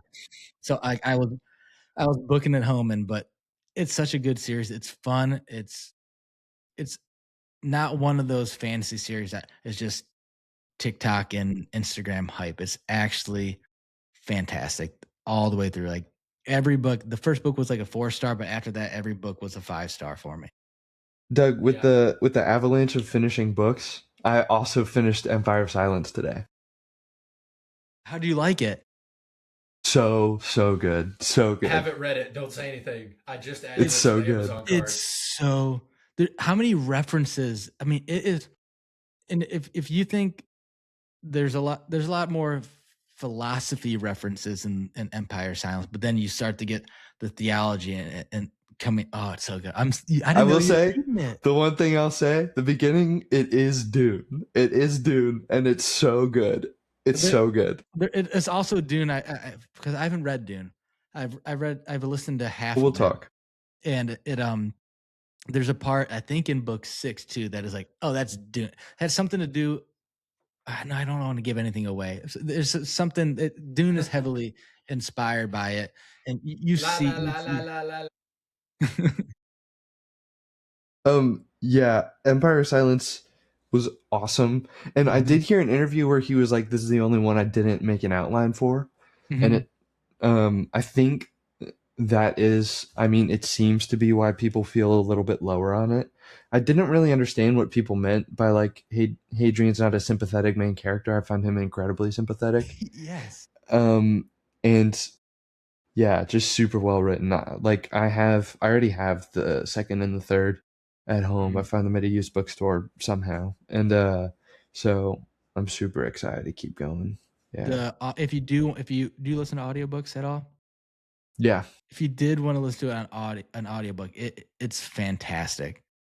Yeah, I immersive read a lot. So I use the audiobook while I'm like reading off the page a lot of the time. Not all the time. I mean, like with nonfiction, I tend to not. And I also I can't focus on an audiobook if it's just the audiobook. That's hard. So I really do like only kind of use it if I'm like reading off the page as well. But I immersive read for that one, which is interesting because since it started self-published, I'm tangenting again. Never mind. I'll talk about it later. No, I've never been. I'm so happy that you started that series. Oh, that's so good. It's so good so far. Well, I got FOMO now, so I guess I'm going to have to start that. So it's Peace Like a River, then it's the Sun Eater series. It's just getting built up right now. I was hoping we had like a lot of books that were in common. Maybe we will coming up, but like because I didn't want to buy too many books. But now, every book, I'm starting to think we're not going to, based off of the 4 that I have left. Maybe one of mine. Well, speaking of, yeah, we might not have many overlapping. Yeah, my number one definitely will overlap with you, Doug. But I'm trying to figure out which one that might be. Well, as far as sci-fi and fantasy goes, this isn't a sci-fi and fantasy book, but the author of it is known for her sci-fi and fantasy work. So this is Madeleine L'Engle, and it's her book Walking on Water. It's reflections on art and faith. And if y'all didn't know this, she is a fervent follower of Christ. And these are just meditations of hers that she shares, of just living through life and talking about how God brought the cosmos from chaos, and just a lot of beautiful spiritual writing that is done in a really poetic way. I don't really know how to encapsulate it in such a way that would do it justice. But as fellow content creators, people who make art, Sam, you make music, even Doug, as you are developing software, that is an art in of itself, having to figure out where all the zeros and ones go and stuff. I'm not that old. I'm not coding. I'm not coding. That shows you what I know about software developing. It's a lot of zeros and ones, to be honest. It's a lot of flags. So you're okay. Right. Thank goodness.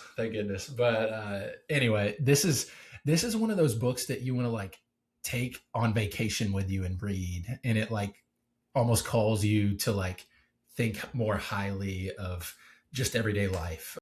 Y'all might be sensing a theme here of books that I like reading that really just bring beauty from the mundane. And so she just does a great job of doing that in this. And it's one of those underrated books that not many people have heard of, but I love putting people on to. I will buy this for people and send it to them. That's how much I love it. So, Walking on Water, Madeline L'Engle. You love it so much that you had the Nice. crispest flip through of that book right there. Oh, thank you. I That do was- have large hands. Yeah. So Yeah, that was incredible. That I was got tiny incredible. hands. I can't even palm a softball. No. gosh. So my number 5, I tried not to include more than one of an author on here. And this is not like an overlap of an author, but nobody knows clearly that I like this series. But if I could pick a whole series and put it into one spot, it would be Dune by Frank Herbert. There we go. I was waiting. My number 5, if I had to pick one book, it might be the first one. It might be the second one. I'm not sure. But Dune is one of my favorite things ever. I might be Dune's biggest fan. Do you know and Parker Sedecase? Do you watch any YouTube? He's Park Notes. I don't think I know Loves who that Dune. is. He's writing. I believe he's writing a book on the philosophy of Dune. Like, No way. It's going to be published. So Wow. you gotta check him out. He's awesome. I digress. So part of what makes Dune so fascinating is Frank Herbert was deeply critical of religion and Christianity specifically, and yet his work speaks so much to theology, which is fascinating, and I don't think intentional in a lot of ways. It's definitely meant to be deeply philosophical, but theological, I don't think as much.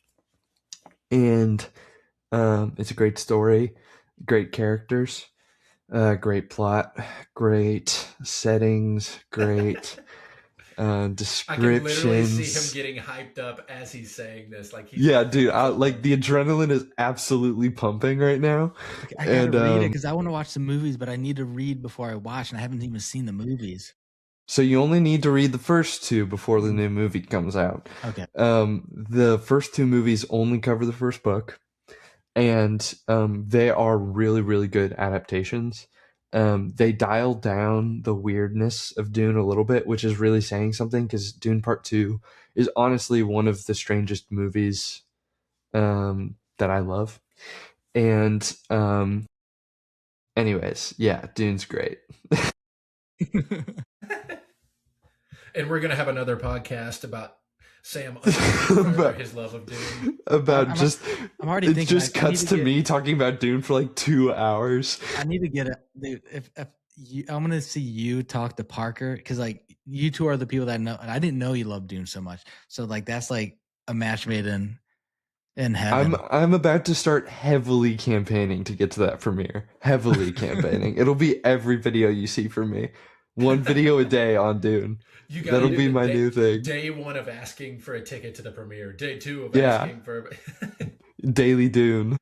You just did your. This is gonna be out of order, but you just did like your first like 2-part book review on Instagram. It's gonna be like a 17-part book review. Yeah, no, I will. Trust me. Listen, if Instagram let me go longer than 3 minutes, I'd be posting long book reviews of only Dune on there. Every other review would be like 30 seconds. Well, here's the thing. Even if Daily Dune doesn't work out, we can always get those vests and carry a ladder in there, and then we're in. Yeah. So that's all we gotta do. So good. We're so good. Do a video carousel. You know what I mean? I think each carousel can be 5 minutes, and just use all 20 carousels of 100 minutes worth of Dune reviews. Yeah. This is a great plan. I'm using this. There you go. Speaking of Dune, I got a book that starts with a D. We got Dracula. That segue was incredible. Oh man, shout out Bram Stoker. I didn't know how much I was gonna love. I do a lot of research. I don't know if I mentioned this. I probably haven't thought.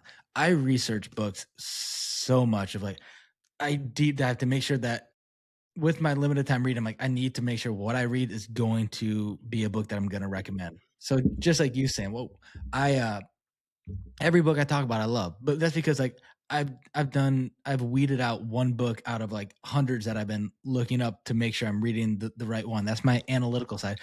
And when I saw like what they were saying about Dracula, I'm like, okay, I was just thinking like my kids watch Hotel Transylvania so much, so I thought they were gonna bust out in the Macarena at the end of this book. They don't. Spoiler alert: there's no Macarena in, but Hotel Transylvania. I mean, Dracula is so good.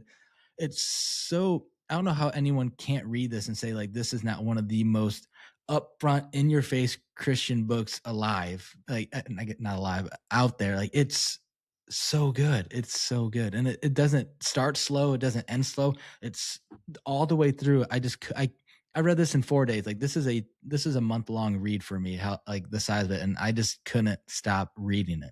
It's so good. It's awesome. I haven't read it before, so the glowing review is emphasizing my need to read it at some point.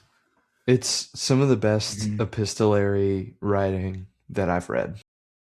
And I love that because I'm very much an annotator, and when I annotate, I'm looking for those kind of allusions to the spiritual that kind of like you were saying, Sam and Dune, of like it may not be intentional, it might even be completely averse to being religion, but yet they can't help but hearken to their creator, and I just think that's so cool.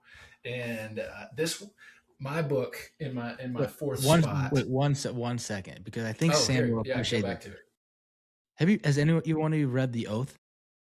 Yes, Frank Is that Peretti. Frank Frank Peretti? Peretti. Did it? I haven't read that. I just finished This Present Darkness though. I want to get that book, but it's like $700 to buy it. I don't know why. Everywhere I Yeah, look, I have another copy. I'll mail it to you. a deal. lot of So Frank Peretti's out of print at this point. yeah, Um, but The Oath, does this remind you of The Oath a lot? Like, is it to me in it's terms of the? It seems like when sin seeps in, when doubt seeps in, when something seeps in, that's when you get swooped on, essentially. So with The Oath, that's what I had a very similar overarching story, not much in terms of like the deeper contents. Yeah, so The Oath is heavily influenced by Dracula, like very, very heavily. Um, Frank Peretti, I mean, you just finished This Present Darkness. You can probably speak to this, but the way that Frank Peretti writes, he is very indulgent on like weird things. Just like in Yes. his writing gets really, really, really strange, Mhm. and he because of that, The Oath is, I think, like Dracula, but I do think it's not one of my favorite Frank Peretti books just because it really lacks, I think, the nuance that makes Dracula so great. Yeah, no, I agree wholeheartedly there. Well, another book added to the TBR for me. And if y'all haven't added this book to your TBR, if you haven't read it, you Wow. definitely need to. Wow. And this Drop. is Garden City by John Mark Comer. This is if y'all do y'all know John Mark Comer? Are y'all familiar with his books? I read The Ruthless Elimination of Hurry. If my wife watches this, she'll laugh. I started going the speed limit because of that book. Dude, that is hilarious because that is one of the things I tell people after reading that book. I actually drive the speed limit now. I do too. Uh, She hates it. she's like, "We gotta go." We're But yeah, late. No, the dentist can wait. We're going 35. you're like, "Hey, if it's in the Lord's will, we're late, honey. I mean, we're gonna be late. Like, it's got to work out that way." But anyway, I love this book because I think it is a fantastic book for students. I've done a lot of college ministry. I'm only 27, so I haven't done a ton of it, but much of my work has been college ministry. And I always recommend students going into their senior year read this book. The tagline is the work, rest, and the art of being human. And it just invites us into the story of what God is doing in creation right now. Like we are technically in the time of like recreation. Like he's bringing about a new heaven and a new earth and invites us into that. And so what part do we play in that? How does our work unite with what he is doing? And how can we do that in such a way that is glorifying and honoring to him, but is also creative. And so I absolutely love this book because it's an easy read. It's simple. It's not like you're picking up a J.I. Packer book. So it's very digestible, but you're going to come away with things that are genuinely going to impact your everyday. And so I could have put any John Mark Comer book here because I'm such a big fan of him. And I think he does a really good job, not just saying, hey, read my book. He does a great job saying, hey, this is your gateway book to reading all the Dallas Willards, the John Ortbergs, just all the old guys. And so I think this is a fantastic book for people to do that with. So that's my number 4. Nice. Wonderful. Wonderful. My number Packer 4 calls me out so much. Reading when I open up it. J.I. Packer is like the way he says things. It's like you don't have to say it as complicated, dude, but I get it, and it's like making me feel so convicted right now. I was struggling to remember who J.I. Packer is. I absolutely know who J.I. Packer is. You wrote Knowing yeah. God. That's kind of like so good. well-known book. Yeah. When I've read I'm an that analytical one. guy, so when he said like there's a difference about knowing about God and like knowing of God, like I was just like, oh, he just like called me out. Like I read so much theology, and even till this day, like my wife just loves reading motherhood books, but she is so much closer to God than I am. Even though I read so many books, because like just being in that relationship, I was like, okay, J.I. Packer, you just called me out. I shut the book and I picked it up like a month later. I was like, you can't do that to me. My number 4, another one that deals with some heavy things that forces you to kind of like look at yourself in a similar way to J.I. Packer, is Moby Dick by Herman Melville, which I think there's an argument to be made that on a story and technical level might be one of the 3 or 4 best books ever written. And Herman Melville does this weird thing where you're reading a book that is about insanity and about theology and about anthropology and about seafaring, and like he'll just like, I mean, he's the king of tangents and I aspire to be him, but he does it so flawlessly, and the way that he ties everything together is wonderful. And similarly to Dune, wow, shout out. Flashback. Okay, your goal from this point on in the podcast is to just talk about Dune in every single one. Speaking of Dune, actually. Yeah. Similarly to Dune, like adds these incredible complexities to like every single character within the novel. Yeah, it's so good. It also inspired one of my favorite memes that I get sent almost every day now that I run this page, where there is a meme of the way, like at the top it says the way that book readers highlight things, and it's somebody just like heavily highlighting the first sentence of the book, and it's just "Call me Ishmael," and there's like a bunch of arrows pointed to it, and it just says like his name, and it's like they're just like highlighting it over and over again. People send it to me all the time. They're like, is this how you annotate your books? My gosh, so good. I need to I've watched so many YouTube videos of people dissecting the book, but I've never read the book. I feel like I know everything about the book because I've watched like hour-long videos on it, but I just haven't gotten I will say it's so daunting. It's a very daunting book in a lot of ways, and was a lot more daunting to me than like, I don't know, Account of Monte Cristo. Book right here, like the Brothers Karamazov coming in at number 3. Look at this guy. He just gets better every time. Also, I don't think this is nearly as daunting as people say it is. I, Mm-mm. maybe it's the translation I got. I don't know because like I've read. Speaking of like confessions that I talked about before, I've read some confessions that I'm like I don't know what I'm doing. And then I've read some translations of confessions and I'm like, oh, this is the best book ever. But the Brothers Karamazov, I mean, it's everything. And I said it, and I love a book that everyone loves and wants to claim it as defending what they believe. And I think Brothers Karamazov is used so heavily of like it. You see it recommended on people who only like philosophy, any Dostoevsky, or people who only like theology or literature. And to me, I think it's the greatest defense of Christianity and all of literature. Like it, it's there's no doubt in my mind based on the hero being named after his son. Everything points to it being that, and it's so good. The characters are phenomenal. I could put Dostoevsky all in here, and I know people hate like everyone's like, oh, everyone talks about Dostoevsky on social media, and if you do, you're just like this, you're just a fish, following the school. But like this book is amazing. Is this a book that's overlapping right here? Not Yeah. yet. I haven't read it yet, but it's on my list for October or November. I can't remember. So this is my number one, so I'm gonna go on a tangent really quick. There you go.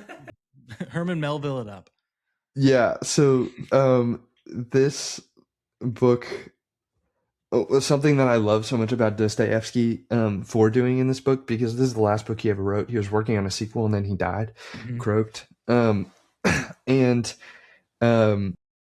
something so fascinating about the Brothers Karamazov is it makes the best case in literature for a loving and knowing God through making compelling and real arguments for why there may not be, which Yeah. is super fascinating. And on a surface level, I mean, it's a novel about three brothers who all have different belief systems. And so you kind of watch them combat each other the whole novel. And one of them is like in a monastery for a lot of it. And on surface level, he seems to be the most like deeply in touch with his faith in the novel. But I would almost argue there's a brother that claims to be an atheist who I think believes in God more than anybody else in the novel, which is fascinating. Just absolutely fascinating. I was like the three brothers when it was like within the first 50 pages, like there's the brothers are mind, body, and soul. So you got like spirit. So and yeah, he so badly doesn't want to believe, and I see that. I think I don't want to give too much away, but it's so good. Yeah. It should be number one on my list too. Like I think it should be yeah. You need to read it. It's the same wrestling that you're doing is what I'm doing with my last three, because I literally I don't know if y'all see me like looking over to the right at all. I've literally been shuffling these three, trying to figure out which one I'm gonna put at 3, 2, and 1. They're pretty much interchangeable. So consider this my number 3 very loosely, and also consider that when I put this book up, it's representing the entire series. This is The Warden and the Wolf King by Andrew Peterson, which is the fourth and final book in the Wingfeather saga. And so the Wingfeather saga is incredibly done. I again, like I could have put the first book in here, second book, third book. I do love the fourth book specifically though, because I think there are just some profound moments that are extremely allegorical, to the point that like this is one of the only books that I've genuinely cried reading, and just felt the love of Jesus. Literally, like I literally felt his presence when I read this book. And so I can't recommend it more. It's really quirky and fun in just kind of a whimsical way. Like Peterson's just like, he does a really good job of world building and making you feel like you're in this really just cozy place. But then Mhm. as the books progress, there's a gravity to what's going on, very Lord of Mhm. the Rings esque. So I just I can't get over how good this series is. I read it right when my wife and I got married 5 years ago, like all four of them in like a couple weeks, and it was incredible. So that is my number three is The Warden and the Wolf King, but pretty much the whole Wingfeather saga. It's Wingfeather. I think I know what you're talking about. I was mowing the grass and I was listening to that book, and I was crying, and my oldest come out and he's like, "What's wrong?" I said, "This it's just so good." There's a moment in there that's just so. I love shout out to Percy Jackson. Like it has Oh that yeah. same like feel. Like it's the closest thing to not in story, but like in how it made me feel outside of some of the more dense parts. And Mm-hmm. I love the Wingfeather Saga. Potatoes. Potatoes. Shout out. Shout Toothy out. cows. Watch out for the toothy cows. Dude, Yeah. that's I've kind of. only read the first book so Are you far. serious? So, Oh, hmm it only yeah. gets So I better, my need to do friend. more. I Okay. think you'd eat it up once you got into it. Yeah.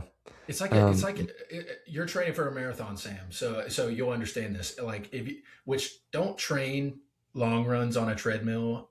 I did 10 miles on a treadmill one time, and I about wanted to die. But it's like you're on a treadmill, and it's at 5 miles per hour in that first book, and then it goes to 10 in the second book. Maybe at 12, you're pushing the limits of the treadmill in the third one, and then it just goes off the rails in the fourth one, and you're just like, oh my gosh, this is incredible. okay. Hmm. Okay. I hear you. And I'll he definitely recommends pick the it up best soon. books. There's an article on the Rabbit Room that he recommended like 10 books. I bought all of them. That's why I started reading like The Secret Garden again. So not only does he write good books, he recommends the best books. Yeah. Andrew Peterson's amazing, and his music is so good, Mm-hmm. and Mm-hmm. just everything that he does. I mean, God speaks through that man. It's Mm-hmm. crazy. Yeah. Yeah. Um, yeah. He's so awesome. My number three and number two are both books I don't talk about often, and I low key get kind of emotional, so I'm gonna try not to. But my number three is Stoner by John Williams. Um, this is, I mean, Stoner. I read around the same time that I read All the Pretty Horses, Mm-hmm. um, and when I was starting my account, and was very close to me at a very interesting time, just because like um, I was like amassing like I mean just a little bit of like insight into the start of my page. I started at the end of November last year, and I woke up day 2 to 100 followers, day 3 to 1,000, and then hit a point near Thanksgiving where I was hitting like 10,000 followers a day.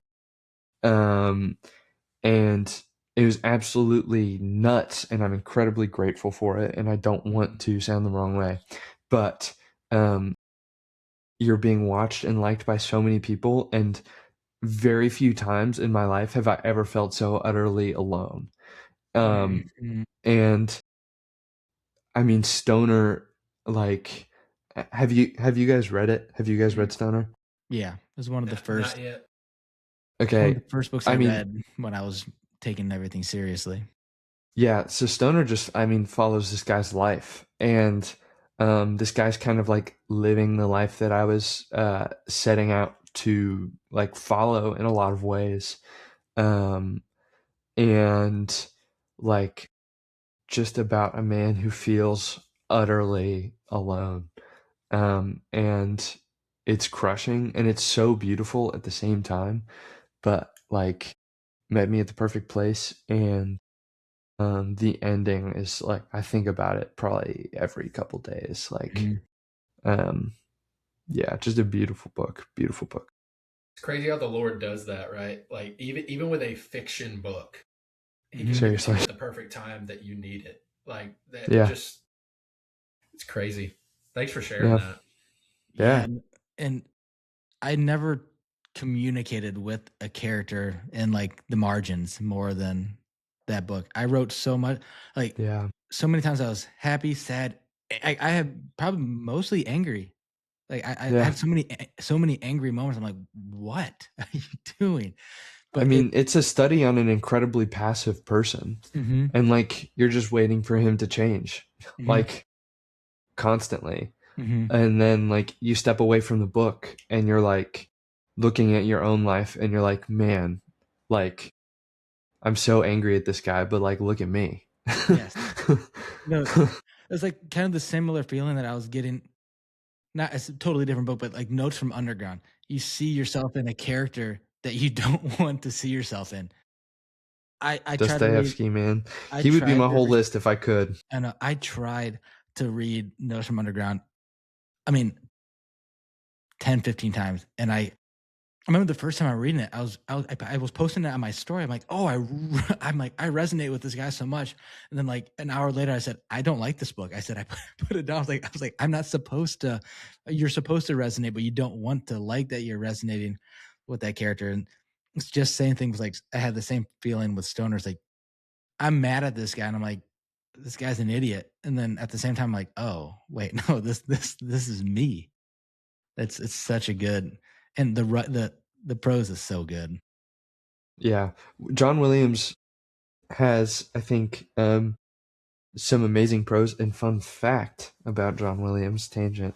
Here we go. Um, During his life, he died in the 90s. And while he was alive, he wrote 3 books. He wrote, or 3 like prevalently published books. He wrote Stoner, Augustus, and Butcher's Crossing. And while he was alive, out of all 3 of his books, he sold 4,000 copies. Um, and My then gosh. he died, and the rights were bought by New York Review Books, who now owns the rights to the novels, and started publishing Stoner heavily. And Tom Hanks found it in a bookstore and started talking about it. And it's essentially because of Tom Hanks that now John Williams is so beloved and known. What? That sounds like a conspiracy of dunces. How conspiracy of dunces didn't really take off Yeah. until. Wow, that's crazy. Speaking of people that are despicable, Stoner's not despicable. I'm sorry, that's a bad. But this book has one of the this this one actually has one of the most despicable human beings in fiction, and that is Isavi. And by the way, I didn't know that this cover was hard to find. I got it online for like $1, but it's like the coolest thing. I mean, it has cavities with how orange yellow those pages are. But Kathy I have Ames, the same edition. So good. oh, So good. yeah, Kathy Ames is one of the most horrific, evil people Boo. in all of fiction. Are you booing because you love Kathy Ames and you're mad that I'm trashing her? No, Okay. I am on the Kathy She's down awful. with Kathy train. Yeah. She's awful. This book though started faith and fiction. I was Doug's bookshelf. I'm admit it here. People, there's probably only like 10 people who follow me that know this. I was super I was Super Saiyan Jedi for a little bit because I read so much Dragon Ball Z and Star Wars. That's what faith and fiction was right before it became faith and fiction was Super Saiyan Are you Jedi. serious? That Yeah. is awesome. And before that but it took me a very long time to finish this book. But I read this book and I always read my faith books in the Bible. I'm like, but I never knew that fiction could have so much faith elements in it. Yeah. And when I read this book, I'm like, oh, it sparked my deep dive of this whole journey and my research of none of these books would be on this list if it wasn't like it'd be like Dragon Ball Z and like Darth Bane and like that would be what this list is. I want to be here. This book changed it all. So sentimentally, it should be number 1. And in totality, I think it's a better book than my number 1. I just think my number 1 book is perfect from beginning to end. There's 0 flaws in it. There's some moments in here that are slower. Nothing. It's a 9.999 out of 10. But this, I don't think we need to talk about what this book is about. Cain and Abel over and over again. Tem Shell, crazy cast of characters. Just beautiful book. One of the best books ever written, magnum opus of one of the best authors to ever do it. So good. Shout out to Lee. Big fan of Lee. Shout out. Shout to out. Lee. I actually listened to East of Eden a lot running. Like I would listen to the audiobook while I ran, and it's become nostalgic when I run to an extent. I'm like, oh, I kind of wish I was listening to East of Eden right now. But as far as my number two goes, this book, I'd be curious to know if y'all read this or not, what your thoughts are. So I'm a big Michael Chabon fan, if you've heard of Michael Chabon. And this is the Pulitzer Prize winning Amazing Adventures of Cavalier and Clay. And basically what this book is about, if you haven't heard of it, is two cousins start a comic strip, and one thing leads to another, and it's about them building this into kind of a comic empire back in like the 1940s.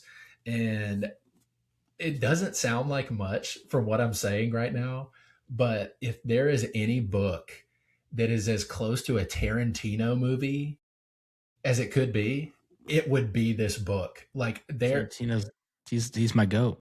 It's literally like a Tarantino movie. I'm not lying. And if you read it and I'm wrong, you can blast me on your socials and then my account will be done. But anyway, this book is so fun. I read it like I was going on a mission trip, and I read like half of it on the flight there, a little bit while I was there, and then half of it on the flight back and read it. And it was so good. I'm going to leave it at that just because y'all haven't read it, right? Have you heard of it? Super cool. One of the coolest covers I've seen. It's so awesome. But Doug, especially because you're such a big comic guy, I really think you would enjoy this book. So you need to get it. You need to read it. And I need to know what you think about it. All right. But yeah, that's my number two. Excellent.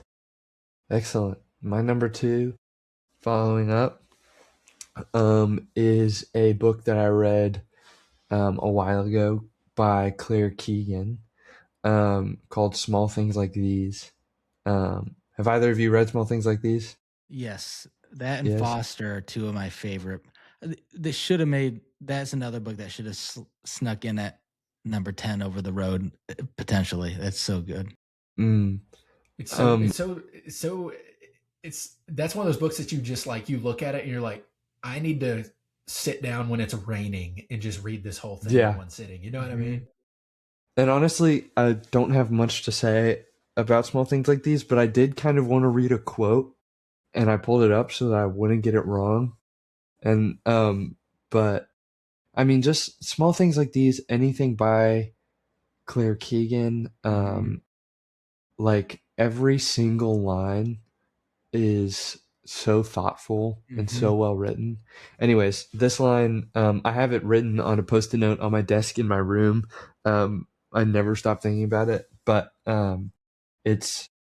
was it possible to carry on along through all the years, the decades, through an entire life without once being brave enough to go against what was there and yet call yourself a Christian and face yourself in the mirror? Just incredible writing. Just so good. So good. Not a single sentence in any of her books are misplaced or there's no fluff. It's brilliant. Yeah. Never wasted. So good.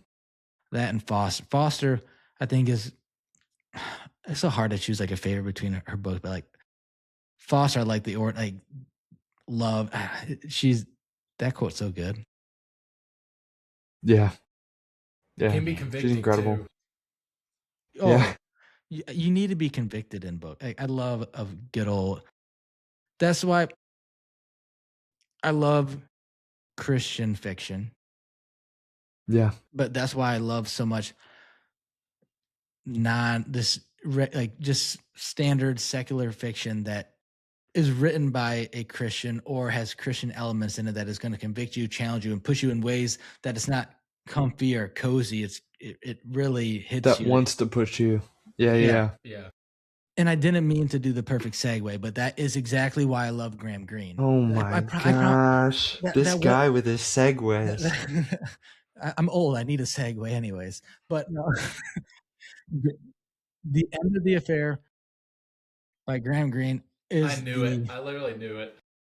I started out reading The Power and the Glory, and then I read and that was my number 2 book, and it would be on here too. And then I read this book. I'm like, flawless book. I read The Heart of the Matter, which I would say, if I were to recommend to people, is the best book of his to read. It's kind of like how I think East of Eden is better in totality than this book, but within the constraints and how Claire Keegan doesn't waste a sentence, this is a bigger book than any of her books, but it's absolute perfection. And you can see Graham Greene in all of his books. He puts his life into it, his struggles into it, and they're tough reads. Like just like Cormac, he's like probably number 1 or number 2 next to Cormac McCarthy, or outside of Harry Potter, where I get called a heretic. That that people are like, how can you read this? It's not good. I'm like, because it's human. It's human. Bar. And every one of his books teaches you something about Jesus, whether it's his irresistible grace, which is like the heart of the matter is the grace is like irresistible. Like in this book, it's God is never going to give up on you. No matter how much you want to push him away, he's not going to be the one that pushes you away. He's always there with open arms. And that's what this book to me is all about. And when you read Graham Greene's backstory and you dig into his other books and his biographies, you see like how real like this book and all the rest of his books are. And that's why I've never read a book. I put this book down. I'm like, this is perfect. Like, people say like, oh, I gave a 6-star read. Like, this is a 6-star read for me. And I don't do star ratings, but it's that good. So good. Have you guys read any Graham Greene? I have to get into some Graham Greene. I just bought Power and the Glory, and I have End of the Affair, both sitting on my shelf waiting, and I haven't read either of them yet. I would say read The Power and the Glory first, then go wherever you want to from there. But The Power and the Glory, it's a slower book, and it's part 2 is where the end of part 1 into part 2 is where I was like, wow, I was like, oh, this is a good book. And then that part, I'm like, oh, this guy's onto something. And now I'm addicted to his writing. Like I need to force myself not to read all of his books because I need to read more. I can't be a Graham Greene fan page, but I want to be, but I can't. I'll have to them throughout your life too, so you don't just read them all at once and then you're like, well, that's over. I guess he has like Daily Green, the Daily Green. He has so many books across so many genres. I don't think I could even read them all. He has so many. Because since you recommended Graham Greene, and I know we've messaged about him back and forth a few times, I've started accruing Graham Greene books, and I haven't read any yet. Like over here is like Our Man in Havana, then The 10th Man is right here, Power and the Glory is over there. So I have them, but I need to read them. So maybe do a little buddy read of Power and the Glory or something like that. I'll read it again too. It's really good. We should all read it. I'm down. I am down for that. Talk about it on the follow-up. Why not? That would be really fun. That will be. Because like I said, y'all, I mean, I bring like pen, highlighter, like I'm trying to find all those little like connections. I'm writing verses in the margins and things like that. Because I love finding little connections between all that kind of stuff. Now you got me thinking about the middle and ending of that book, and it lets you know like what's the mark of a better person? Someone who like knows they're wrong but can't save themselves, or someone who is polished on the out. Everyone thinks he's perfect because he's this polished person. That's what the juxtaposition of this book is. It's like the good person is a person that knows they're not good. Like that's what truly like they can't. They need saved because they can't do it themselves. That's so good. Yeah, It makes me think of this character who is actually in my number one book that I'm about to This show you guy. guys.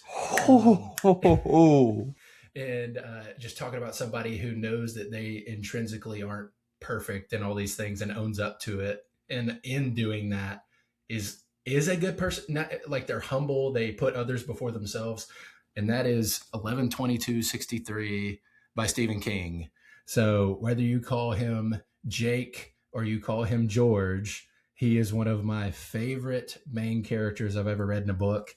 This is the longest book I've ever read, but I read it in the like 4 or 5 days. And it genuinely, I I did not near expect to love it as much as I did. Have either of y'all read 11/22/63? Mm-hmm. I've watched what I've heard is not the greatest recreation of it, but I liked Yeah.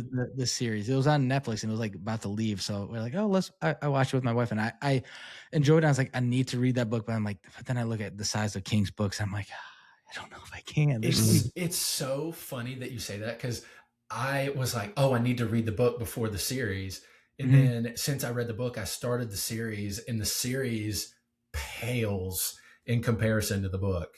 I made a video about this where it just kind of talks about the kind of continued theme or motif, I guess is the word, of just dancing in the book, and how meaningful that is for the main character, Jake, George, whatever you want to call him. And I just, there are so many just moments, like literally, that I have underlined, bracketed, where it's like, it's so profoundly meaningful in the way of taking life into your own hands, and how life is not found there. Life is found in letting go. Life is found in, as we know, in trusting God. And I thought this book, in its own way of doing it, emphasizes that. And so I won't go too much into the plot. Obviously, it has to do with JFK's assassination. But I was a huge fan of it. And Sam, I'd love to know your thoughts about it too. But I'm still kind of unpacking it because I just finished it like a week or so ago. And it is just, it is so much. But I absolutely love it. Yeah, I mean, so as a teenager, Stephen King was like my absolute favorite author. Like, could not escape him. And actually kind of forgot about him for this list, so I'll need to reassess. But Top 10 lists are all a 11/22. lie, by the way. They're never correct. Mine changes literally every time I think about it. Every time I think about Right, it. right. Every time you read a book, you're like, well, that's on my top 10 now. Yeah, literally. 11/22/63, amazing book. And I mean, Isaac, have you read any of Stephen King's other stuff? I've read Fairy Tale. That's the only other book I've read by him. Okay. There's something about 11/22/63 where you read it and you're just like, man, what was going on in this guy's life while he was like writing this book? Because like reading his other stuff, there's very few. I would say the only thing that's almost like comparable is The Stand, which is my favorite Stephen King novel. Another wild but TV show. yeah, dude, the TV show, not a good adaptation. Crazy TV Look, show. I literally have a vintage copy of The Stand. Dude, wow.